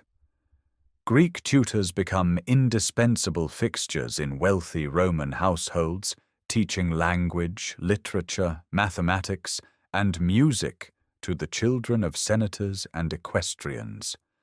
The poet Horace captures this transformation perfectly. Captive Greece took its fierce conqueror captive and brought the arts to rustic Latium. The 1st and 2nd centuries of the Common Era bring prosperity to the Greek provinces. The Pax Romana eliminates piracy, secures trade routes, and allows cities to flourish without fear of siege. Wealthy benefactors fund building programs across the Greek world. Herodes Atticus, an Athenian of enormous wealth, constructs the Odeon that still bears his name on the south slope of the Acropolis, its stone seats carved into the sacred rock itself. No Roman emperor loves Greece more than Hadrian. Arriving in Athens in 124 of the Common Era, he lavishes attention on the city. He completes the massive temple of Olympian Zeus, a project begun 6 centuries earlier under the Peisistrotid tyrants, its colossal Corinthian columns finally rising to their intended height. He builds a grand arch marking the boundary between ancient Athens and his new Roman quarter, its inscription declaring on one side the city of Theseus and on the other the city of Hadrian. He establishes a library, a gymnasium, and an aqueduct. Athens becomes, under his patronage, a showpiece of Greco-Roman civilization. Yet Greek influence extends far beyond architecture. The entire eastern half of the Roman Empire operates in Greek. Administration, commerce, literature, theology, all flow through the Greek language. When the Gospels are written, they are written in Greek. When Roman emperors from Marcus Aurelius compose their private meditations, they write in Greek. The philosophical schools, Stoic, Epicurean, Neoplatonist, shape Roman thought so thoroughly that distinguishing Greek from Roman intellectual life becomes nearly impossible. By the 3rd century, the empire's center of gravity shifts eastward. Diocletian reorganizes imperial administration, and the Greek-speaking East proves wealthier, more urbanized, more resilient than the Latin West. When Constantine founds his new capital in 330 of the Common Era, he chooses Byzantium, a Greek city on the Bosphorus. He renames it Constantinople, fills it with Greek art and Christian churches, and creates a capital that will endure for over a millennium. The Roman Empire does not abandon Greece. It becomes Greek. The language of Homer and Plato becomes the language of empire, of theology, of law and governance across the Eastern Mediterranean, ensuring that Greek civilization survives not as a museum relic, but as a living, governing, transforming force. Constantinople rises where Europe meets Asia, a city born imperial, its triple walls enclosing harbors, forums, and churches that will define a civilization for nearly 9 centuries. Within decades of its founding, the city swells to 500,000 inhabitants, drawing merchants from Syria, scholars from Alexandria, monks from the Egyptian desert. Latin remains the language of law and military command for a time, but Greek pervades the streets, the markets, the liturgy. By the reign of Theodosius I in the late 4th century, Christianity becomes the sole legal religion of the empire, and the ancient temples that once crowned Greek hilltops fall silent forever. The 5th century brings catastrophe to the western provinces. Germanic peoples carve kingdoms from Roman territory, and Rome itself is sacked twice. But Constantinople endures, protected by its massive Theodosian walls, its navy commanding the straits, its treasury fed by eastern trade routes. The Western Empire dissolves in 476. The Eastern Empire, increasingly Greek in language and Orthodox in faith, not only survives, but flourishes. Justinian, ascending the throne in 527, dreams of restoring Roman greatness. His armies reconquer North Africa, Italy, and southern Spain. His legal scholars compile the Corpus Juris Civilis, codifying centuries of Roman law into a system that will shape European jurisprudence for a millennium. But his most enduring achievement rises in stone and light. Hagia Sophia, completed in 537, astonishes the world.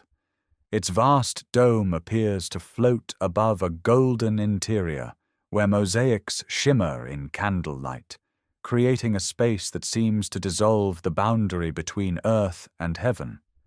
Justinian reportedly whispers that he has surpassed Solomon.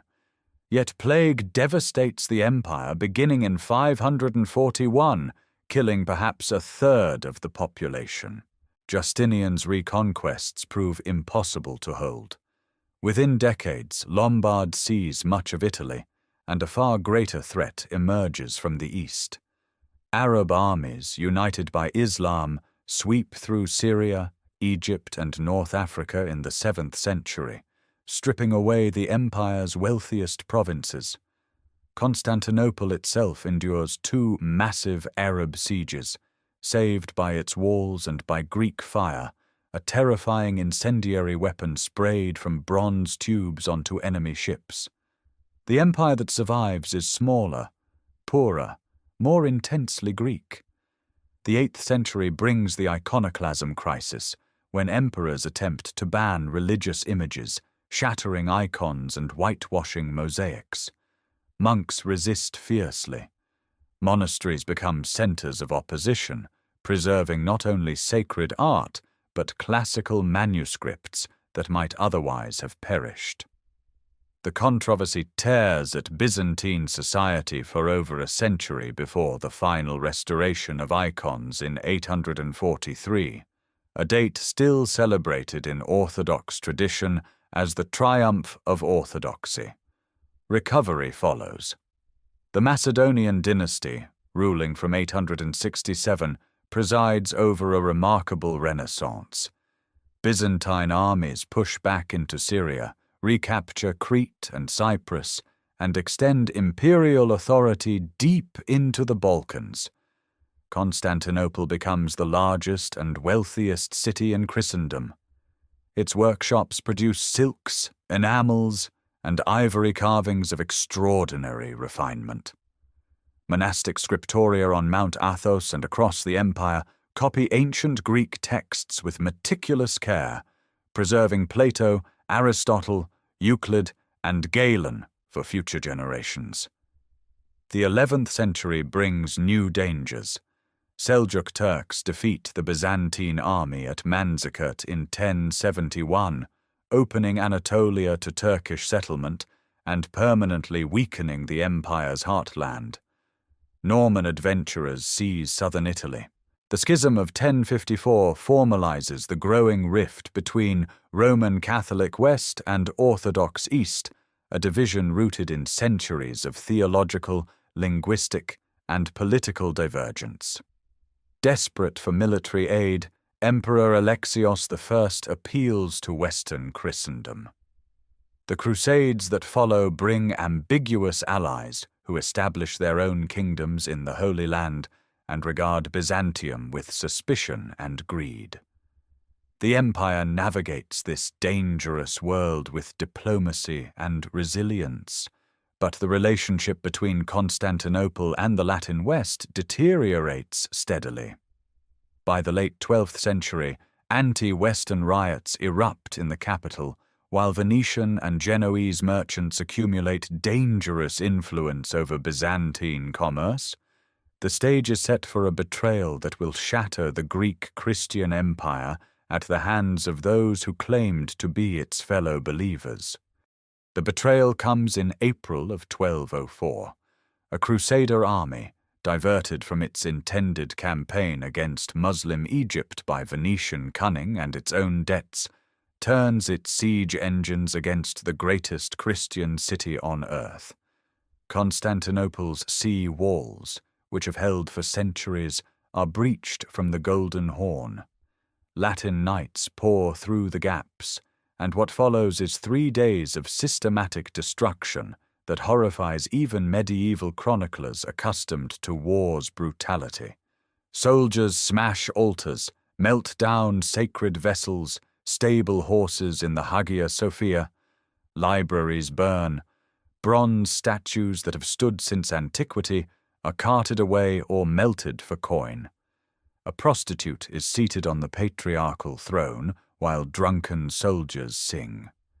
The accumulated treasure of 9 centuries vanishes in a week. The Latin Empire established in Constantinople's ruins is a hollow creation, its Frankish emperor presiding over a fragmented patchwork of feudal states carved from Byzantine territory.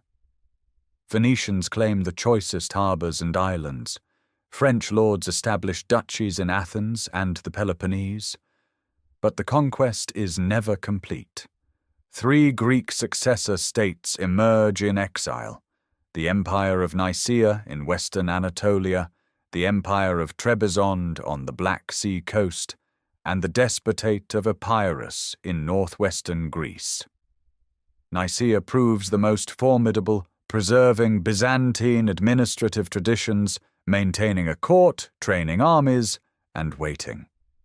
The reconquest takes 57 years. In 1261, a Nicaean general named Alexios Strategopoulos discovers Constantinople's Latin garrison has departed on a raid. With barely 800 soldiers, he slips through a secret passage in the walls. The city falls almost without bloodshed. Michael VIII Palaiologos enters the capital through the Golden Gate, walking behind an icon of the Virgin, and is crowned in the Hagia Sophia. The empire is restored, but it is a shadow of what existed before 1204. The treasury is empty. Anatolia, the empire's heartland and source of soldiers and grain, has been largely lost to Turkish beyliks during the decades of exile.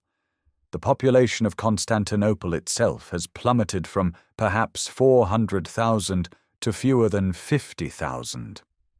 The Palaiologos dynasty rules for nearly 2 centuries, presiding over a civilization of extraordinary intellectual brilliance housed in a crumbling political shell. At Mystras, in the Peloponnese, Byzantine scholars produce philosophical works that will later ignite the Italian Renaissance. Churches there display frescoes of startling emotional depth, their figures caught between heaven and earthly sorrow. Constantinople's remaining scholars debate Plato and Aristotle with an intensity that draws Italian students eastward. Yet the empire shrinks relentlessly. The Ottomans cross into Europe in the 1350s, conquering Thrace, then Serbia, then Bulgaria. By 1400, Constantinople is an island surrounded by Ottoman territory, its emperor a virtual vassal paying tribute to the Sultan. The final siege begins on the 6th of April, 1453. Sultan Mehmed II, barely 21 years old, brings perhaps 80,000 troops and a massive cannon cast by a Hungarian engineer. The defenders number roughly 7,000, a mix of Greeks and Genoese volunteers commanded by Emperor Constantine XI. For 53 days, the walls hold. The great cannon shatters sections that crews repair overnight with rubble and barrels of earth.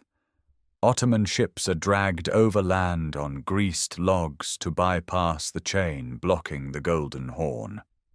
The final assault comes before dawn on the 29th of May. Waves of irregular troops exhaust the defenders before elite janissaries strike the weakened points. A small gate left open by accident or treachery allows soldiers through. Constantine XI, last emperor of the Romans, is seen casting aside his imperial insignia and charging into the Ottoman ranks. His body is never conclusively identified. By midday, Ottoman banners fly from the walls. Mehmed rides to the Hagia Sophia and orders it converted into a mosque. The city that Constantine the Great founded 11 centuries earlier passes into Ottoman hands. The fall sends shockwaves across Christendom. Greek scholars flee westward carrying manuscripts of Plato, Aristotle, Thucydides, and Sophocles, seeding the intellectual revolution already stirring in Italian cities. But for the Greek-speaking world itself, 1453 marks the beginning of a long subjugation. The Orthodox faith survives under Ottoman authority. Its patriarch granted civil jurisdiction over Christian subjects. In mountain villages and island monasteries, Greek language and identity endure, waiting through centuries of silence for a resurrection that will come wrapped in revolution and fire. The Ottoman system settles over Greece not as a single crushing blow, but as a slow administrative tide, reshaping centuries of Byzantine life into something new and enduring. Sultan Mehmed II, having taken Constantinople, understands that governing millions of Christian subjects requires more than garrisons. He appoints the Orthodox Patriarch as ethnarch, granting the Church authority over education, marriage, inheritance, and community disputes among Christian populations. This arrangement, known as the millet system, paradoxically preserves the very institution that will keep Greek identity alive through nearly 400 years of Ottoman rule. Across the Greek mainland, the Peloponnese, and the islands, Ottoman governors collect taxes, administer justice, and maintain order through a network of local officials. The Timar system distributes land revenues to cavalry soldiers who owe military service to the Sultan. Greek peasants work fields they no longer own, paying tribute in grain, livestock, and labor. The devshirme, a periodic levy of Christian boys taken for conversion and training as janissaries or palace administrators, becomes one of the most feared instruments of Ottoman authority. Families hide sons in mountains or marry them young to avoid selection, yet some boys rise to extraordinary power within the Ottoman state itself. Athens shrinks to a provincial town of perhaps 5,000 souls. A mosque stands within the Parthenon, its minaret rising beside ancient columns. The Acropolis serves as a military garrison. In 1687, Venetian artillery strikes the Parthenon during a siege, detonating Ottoman gunpowder stored inside and blowing out the building's center. Venice briefly holds Athens before withdrawing, leaving devastation behind. Venetian fortresses dot the coastlines of Crete, the Ionian Islands, and the Peloponnese, remnants of a centuries-long struggle between Venice and the Ottomans for control of eastern Mediterranean trade routes. Yet survival takes many forms. In the Mani Peninsula, fierce clan communities resist Ottoman taxation and maintain a semi-autonomous existence among their stone tower villages. On mountainous Crete, highlanders preserve songs and customs that reach back through Byzantine centuries. Monasteries on Athos, Patmos, and Meteora continue copying manuscripts, teaching Greek letters, and maintaining liturgical traditions that bind scattered communities to a shared past. Village priests, often barely literate themselves, conduct services in Greek and transmit the faith that serves as the primary vessel of collective memory. By the 17th and 18th centuries, a remarkable transformation unfolds.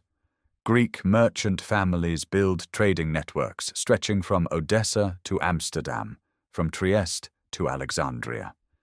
Their ships dominate Ottoman maritime commerce. Wealth flows back into Greek communities, funding schools, libraries, and churches. In Constantinople's Phanar district, elite Greek families known as Phanariots rise to positions of extraordinary influence, serving as translators, diplomats, and even governors of the Danubian principalities of Wallachia and Moldavia. They inhabit a paradox, wielding power within the very empire that subjugates their people. The Enlightenment reaches these merchant and Phanariot circles through French and Italian books, through sons educated at European universities, through the revolutionary ideas crackling across the Atlantic, and then through Paris. Adamantios Korais, a scholar living in Paris, advocates for Greek linguistic and cultural renewal. Rigas Varaios drafts revolutionary proclamations and maps of a liberated Greek state before Ottoman authorities execute him in 1798. Secret societies form, the most significant being the Filiki Eteria, founded in Odessa in 1814 by 3 Greek merchants who dream of armed uprising. The Orthodox Church, the mountain villages, the merchant diaspora, the Phanariot elite, and the revolutionary intellectuals each carry a different thread of Greek survival. None alone could sustain a nation through 4 centuries of foreign rule.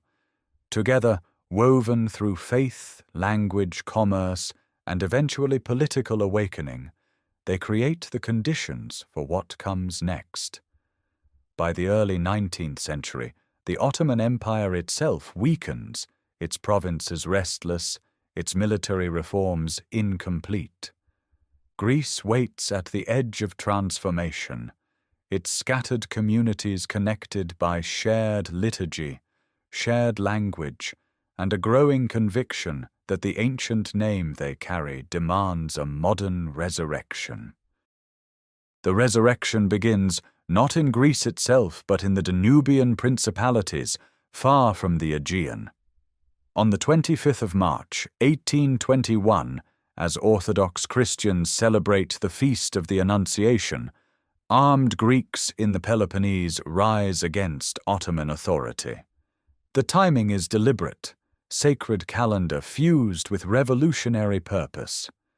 Within weeks, the uprising spreads across the southern peninsula through Mycenae, Achaia, and the rugged Mycenae, where communities that never fully submitted to Ottoman rule descend from their mountain towers with muskets and blades sharpened on centuries of grievance. The early months bring shocking success. Ottoman garrisons, isolated in fortified towns, fall one after another. Tripolitsa, the Ottoman administrative center of the Peloponnese, is stormed in October 1821, its capture accompanied by terrible violence that reveals the war's savage character from its inception. This is no orderly revolution guided by Enlightenment principles alone. It is a raw, desperate struggle where massacre answers massacre, where villages burn and reprisals spiral beyond any leader's control. At sea, Greek merchant captains from islands like Hydra, Spetses, and Psara convert their trading vessels into warships. These island fleets, funded by wealthy ship-owning families, challenge Ottoman naval supremacy through speed, firebrands, and intimate knowledge of Aegean waters. Fireships, packed with combustibles and steered toward enemy vessels before their skeleton crews leap into the dark water, become the revolution's most dramatic weapon. Yet the revolution nearly destroys itself. Greek factions fracture along regional, social, and ideological lines. Peloponnesian landowners, island merchants, Phanariot intellectuals, and mountain warlords compete for authority. Two civil wars erupt among the revolutionaries themselves in 1823 and 1824, weakening the cause precisely when unity is most desperately needed. The Ottoman response arrives with devastating force. Sultan Mahmud calls upon his vassal Muhammad Ali of Egypt, whose modernized army and fleet land in the Peloponnese in 1825 under Ibrahim Pasha. Ibrahim's disciplined troops systematically reduce rebel-held territory, burning crops, depopulating villages, and besieging the last strongholds. The fortress town of Missolonghi, already famous as the place where Lord Byron died of fever in 1824, endures a prolonged siege before its defenders attempt a desperate breakout in April 1826. Most perish. The fall of Missolonghi sends shockwaves through Europe, transforming a distant Balkan revolt into a romantic cause célèbre.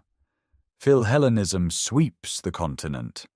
Poets, painters, and politicians invoke ancient Athens to demand intervention. Delacroix paints scenes of Greek suffering. Committees raise funds in London, Paris, and Geneva. The great powers, initially hostile to any challenge to the post-Napoleonic order, find themselves drawn toward involvement by public pressure and strategic calculation. Russia sees itself as protector of Orthodox Christians. Britain fears Russian expansion into the Mediterranean. France seeks renewed influence in the Eastern Sea. The decisive moment comes at Navarino Bay on the 20th of October, 1827, when a combined British, French, and Russian fleet, ostensibly sent to enforce an armistice, engages the Ottoman Egyptian fleet and annihilates it in an afternoon. The battle, described by the embarrassed British government as an untoward event, effectively guarantees Greek independence. Russian armies press into Ottoman territory from the north. French expeditionary forces land in the Peloponnese to oversee Egyptian withdrawal. Diplomacy now shapes what warfare has made possible. The London Protocol of 1830 recognizes Greek sovereignty. The great powers select a Bavarian prince, Otto, as king of the new state. In 1832, the borders are drawn, encompassing only the Peloponnese, central Greece below Thessaly, and a handful of islands. Millions of Greeks remain under Ottoman rule in Crete, Thessaly, Macedonia, Thrace, and the Aegean Islands. The nation born from revolution is far smaller than the nation imagined by its dreamers, a kingdom of perhaps 700,000 souls, impoverished, war-scarred, and dependent on foreign guarantors for its very existence. Yet it exists. For the first time in over 2,000 years, a sovereign Greek state stands on the map of Europe, carrying an ancient name into an uncertain modern future. The young kingdom's first capital is not Athens, but Nafplio, a Venetian-scarred port town where the machinery of statehood must be invented from almost nothing. When the Bavarian prince Otto arrives in 1833, he is barely 17, accompanied by a regency council and 3,500 Bavarian soldiers. The regents impose centralized administration modeled on Munich, dividing the country into prefectures, establishing a gendarmerie, codifying law. Greek veterans of the revolution watch foreign advisors occupy ministries built from rubble. The capital transfers to Athens in 1834, and the symbolism is unmistakable. A town of perhaps 12,000 inhabitants, its ancient ruins scattered among Ottoman-era houses, is chosen not for practical reasons, but for the weight of its name. Bavarian architects begin laying neoclassical boulevards around the Acropolis, erecting a royal palace on Syntagma Square, designing a university, a library, an academy in white marble and classical columns. The new Athens is a statement of intent, a city built to embody continuity between ancient glory and modern aspiration. Otto rules as an absolute monarch for nearly 3 decades, and resentment accumulates steadily.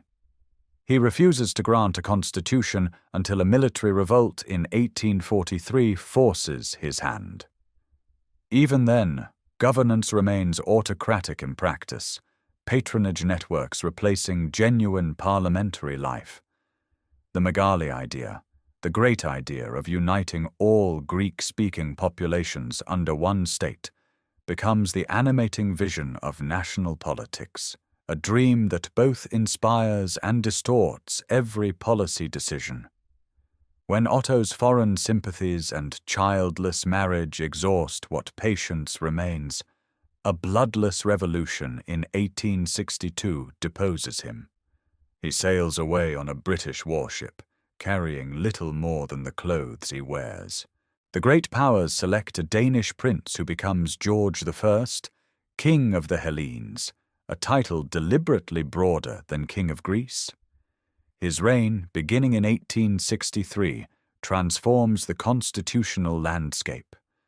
A new constitution establishes genuine parliamentary sovereignty, universal male suffrage, and press freedoms remarkable for the era. Britain cedes the Ionian Islands as a coronation gift, the kingdom's first territorial expansion without war. Thessaly and part of Epirus follow through diplomacy in 1881 after the Russo-Turkish War reshapes Balkan borders. Beneath the political drama, a nation slowly builds itself. Roads push through mountain passes where only mule tracks existed. The Corinth Canal, completed in 1893, slices through solid rock to connect the Aegean and Ionian seas. Railways link Athens to the Peloponnese and eventually to Thessaly. Piraeus grows from a fishing village into a commercial port. Current exports fuel a brief agricultural boom, then crash devastatingly in the 1890s, driving waves of emigration to the United States. Hundreds of thousands depart, their remittances becoming a lifeline for villages left behind. The humiliating defeat in the Greco-Turkish War of 1897 exposes military weakness and fiscal ruin. International financial control is imposed on Greek revenues. Yet from this, neither emerges Eleftherios Venizelos, a Cretan politician whose vision and energy reshape the state. After a military revolt in 1909 demands modernization, Venizelos becomes prime minister in 1910. He rewrites the constitution, professionalizes the army with French military missions, reforms taxation, expands education, and builds the diplomatic alliances that will prove decisive. The Balkan Wars of 1912 and 1913 represent the kingdom's transformation. Greek forces march into Macedonia, and on the 26th of October 1912, Thessaloniki falls to the Greek army mere hours before Bulgarian troops arrive to claim it. Crete, Epirus, the eastern Aegean islands, all are incorporated. The territory of Greece nearly doubles.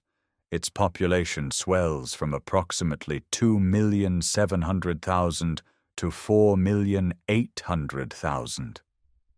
The tiny kingdom born in 1832 has become a significant Balkan state, its borders at last approaching the geography its founders had imagined.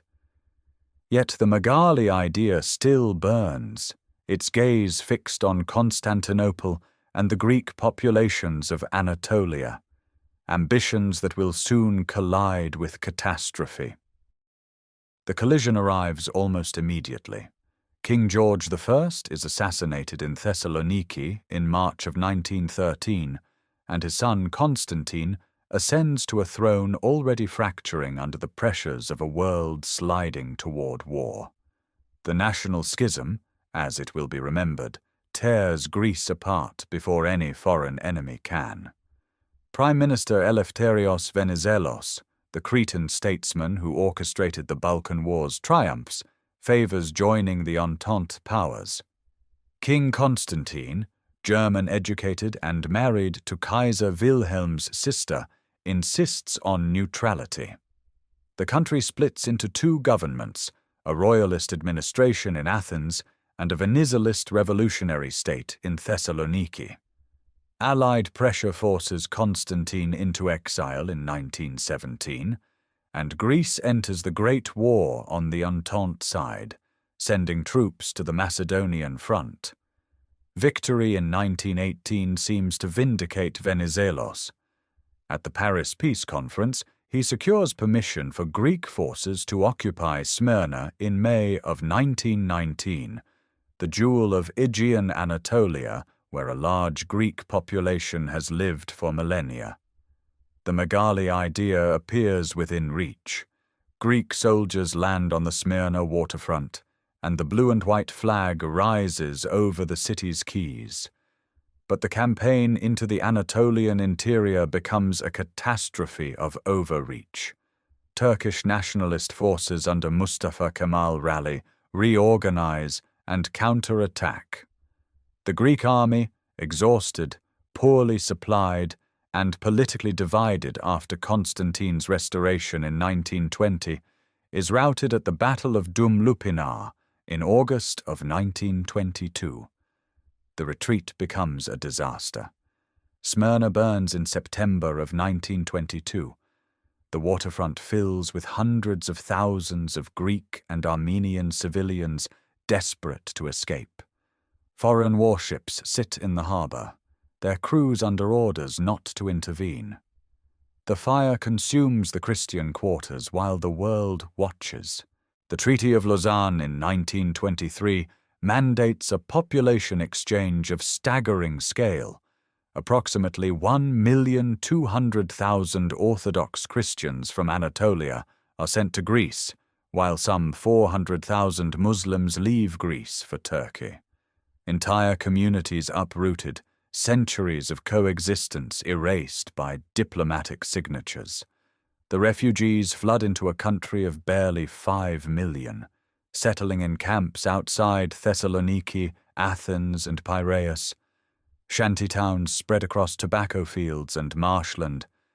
Yet within a generation, these communities transform Greece itself, bringing Anatolian music, cuisine, craftsmanship, and a fierce memory of loss that reshapes national identity. Political instability follows: coups, counter-coups, a brief republic, monarchist restoration, and in 1936, the dictatorship of Ioannis Metaxas. When Mussolini's Italy demands submission in October of 1940, Metaxas refuses.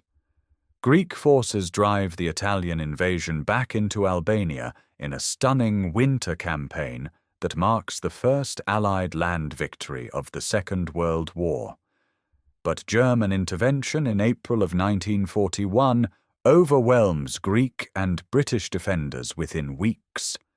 Occupation by Germany, Italy, and Bulgaria brings famine.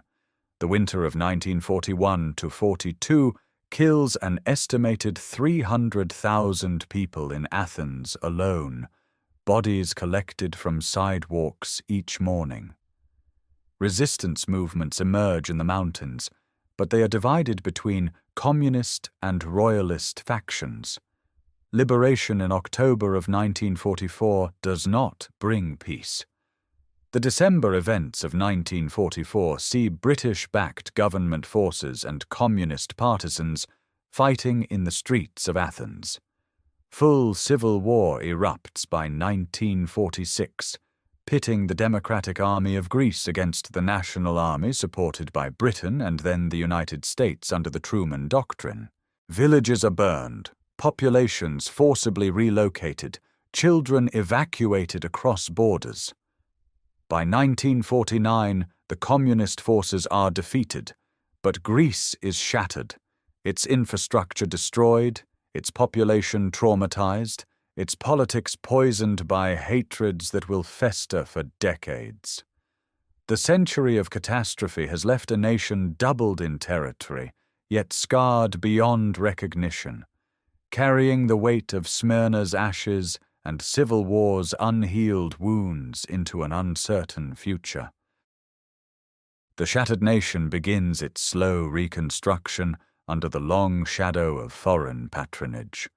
American aid flows through the Marshall Plan after 1948, rebuilding roads, ports, and electrical grids, but the political landscape remains deeply fractured. The victors of the Civil War impose a system of loyalty certificates, requiring citizens to prove their political reliability before obtaining employment, passports, or university admission. Thousands of leftists remain imprisoned on barren Aegean islands, their families marked by suspicion. Greece enters the 1950s as a Western-aligned state, a member of the North Atlantic Treaty Organization by 1952, yet its democracy functions under constant surveillance by the military and the palace. Economic transformation accelerates through the decade. Prime Minister Konstantinos Karamanlis, first elected in 1955, drives industrialization and infrastructure development. Concrete apartment blocks rise across Athens and Thessaloniki, absorbing waves of rural migrants who abandon mountain villages for factory wages. Tourism begins its slow colonization of the islands. Yet political tensions simmer beneath the modernizing surface. The assassination of leftist parliamentarian Grigorios Lambrakis in 1963 exposes deep connections between security services and far-right paramilitaries. King Constantine II and the political establishment grow increasingly alarmed by the rising center-left movement led by Georgios Papandreou, whose son Andreas represents a new generation of populist politics. The rupture comes on the 21st of April, 1967. A group of mid-ranking army colonels, led by Georgios Papadopoulos, seizes power in a pre-dawn coup, deploying tanks through Athens and arresting thousands before the city wakes. The junta suspends the constitution, bans political parties, censors the press, and exiles or imprisons opponents. King Constantine attempts a counter-coup in December and fails, fleeing to Rome. Greece enters 7 years of authoritarian rule marked by torture, cultural repression, and a suffocating nationalism that wraps itself in ancient symbols while crushing contemporary freedoms. Resistance crystallizes on the 17th of November, 1973, when students at the Athens Polytechnic barricade themselves inside the campus, broadcasting calls for freedom through a makeshift radio station. In the early hours of the following morning, a tank crashes through the iron gates. The exact death toll remains disputed, but the Polytechnic uprising becomes the defining symbol of resistance against the dictatorship. A harder-line faction under Dimitrios Ioannidis seizes control within the junta, and in July of 1974, this regime engineers a coup against President Makarios of Cyprus, seeking union with Greece. Turkey responds with a military invasion, occupying the northern third of the island. The catastrophe exposes the junta's incompetence and brings it crashing down. Karamanlis returns from exile in Paris on the 24th of July, 1974, greeted by enormous crowds at Athens airport.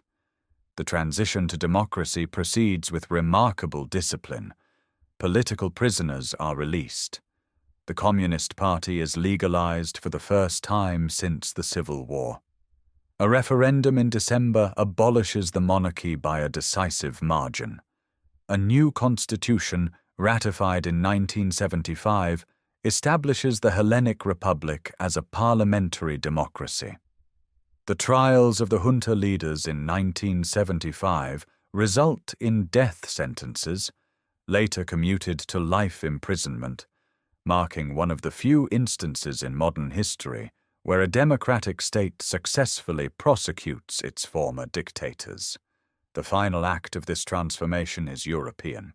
Karamanlis pursues membership in the European community not merely as an economic strategy, but as an anchor for democratic stability, binding Greece to institutions that would make any future authoritarian reversal far more difficult. Negotiations proceed through the late 1970s, and on the 1st of January, 1981, Greece becomes the 10th member of the European Community. The blue flag with its circle of gold stars rises beside the white and blue national banner above government buildings in Athens. A nation that began this period imprisoned on its own islands, policed by loyalty certificates, and governed by colonels with tanks, has arrived at democratic consolidation within a single generation, carrying its wounds forward into a European future whose promises and contradictions remain yet to be tested. The promises arrive quickly, and so do the contradictions. Andreas Papandreou's socialist government, elected in the autumn of 1981, channels European funds into infrastructure while expanding the welfare state, building highways across the Peloponnese, and electrifying villages that had known only kerosene lamps a generation earlier. Greece modernizes unevenly, its ancient landscape increasingly threaded with concrete apartment blocks, tourist hotels, and the particular chaos of Athenian traffic. European subsidies reshape agriculture, replacing subsistence farming with export-oriented olive oil and wine production, Yet patronage networks persist beneath the democratic surface, and public debt begins its quiet accumulation. Through the 1990s, Greece pursues convergence with its European partners. The Maastricht criteria demand fiscal discipline, and successive governments strain to meet the requirements for monetary union. On the 1st of January 2001, Greece adopts the euro, binding its economy irrevocably to a continental system designed for very different fiscal cultures. Athens gleams with new metro stations whose construction has unearthed thousands of ancient artifacts, now displayed behind glass on underground platforms where commuters pass daily beside pottery from the age of Pericles. The 2004 Olympic Games return to Athens, and for 17 days in August, the world watches athletic competition unfold beneath the Acropolis. The opening ceremony traces Greek civilization from Cycladic figurines through classical sculpture to modern art, compressing 4 millennia into a single evening of spectacle. New stadiums, a modern airport, and a tram line to the coast transform the capital. Yet the cost is staggering, and the debt concealed within government accounts grows silently toward crisis. That crisis detonates in late 2009 when the incoming government reveals that the deficit is far larger than previously reported.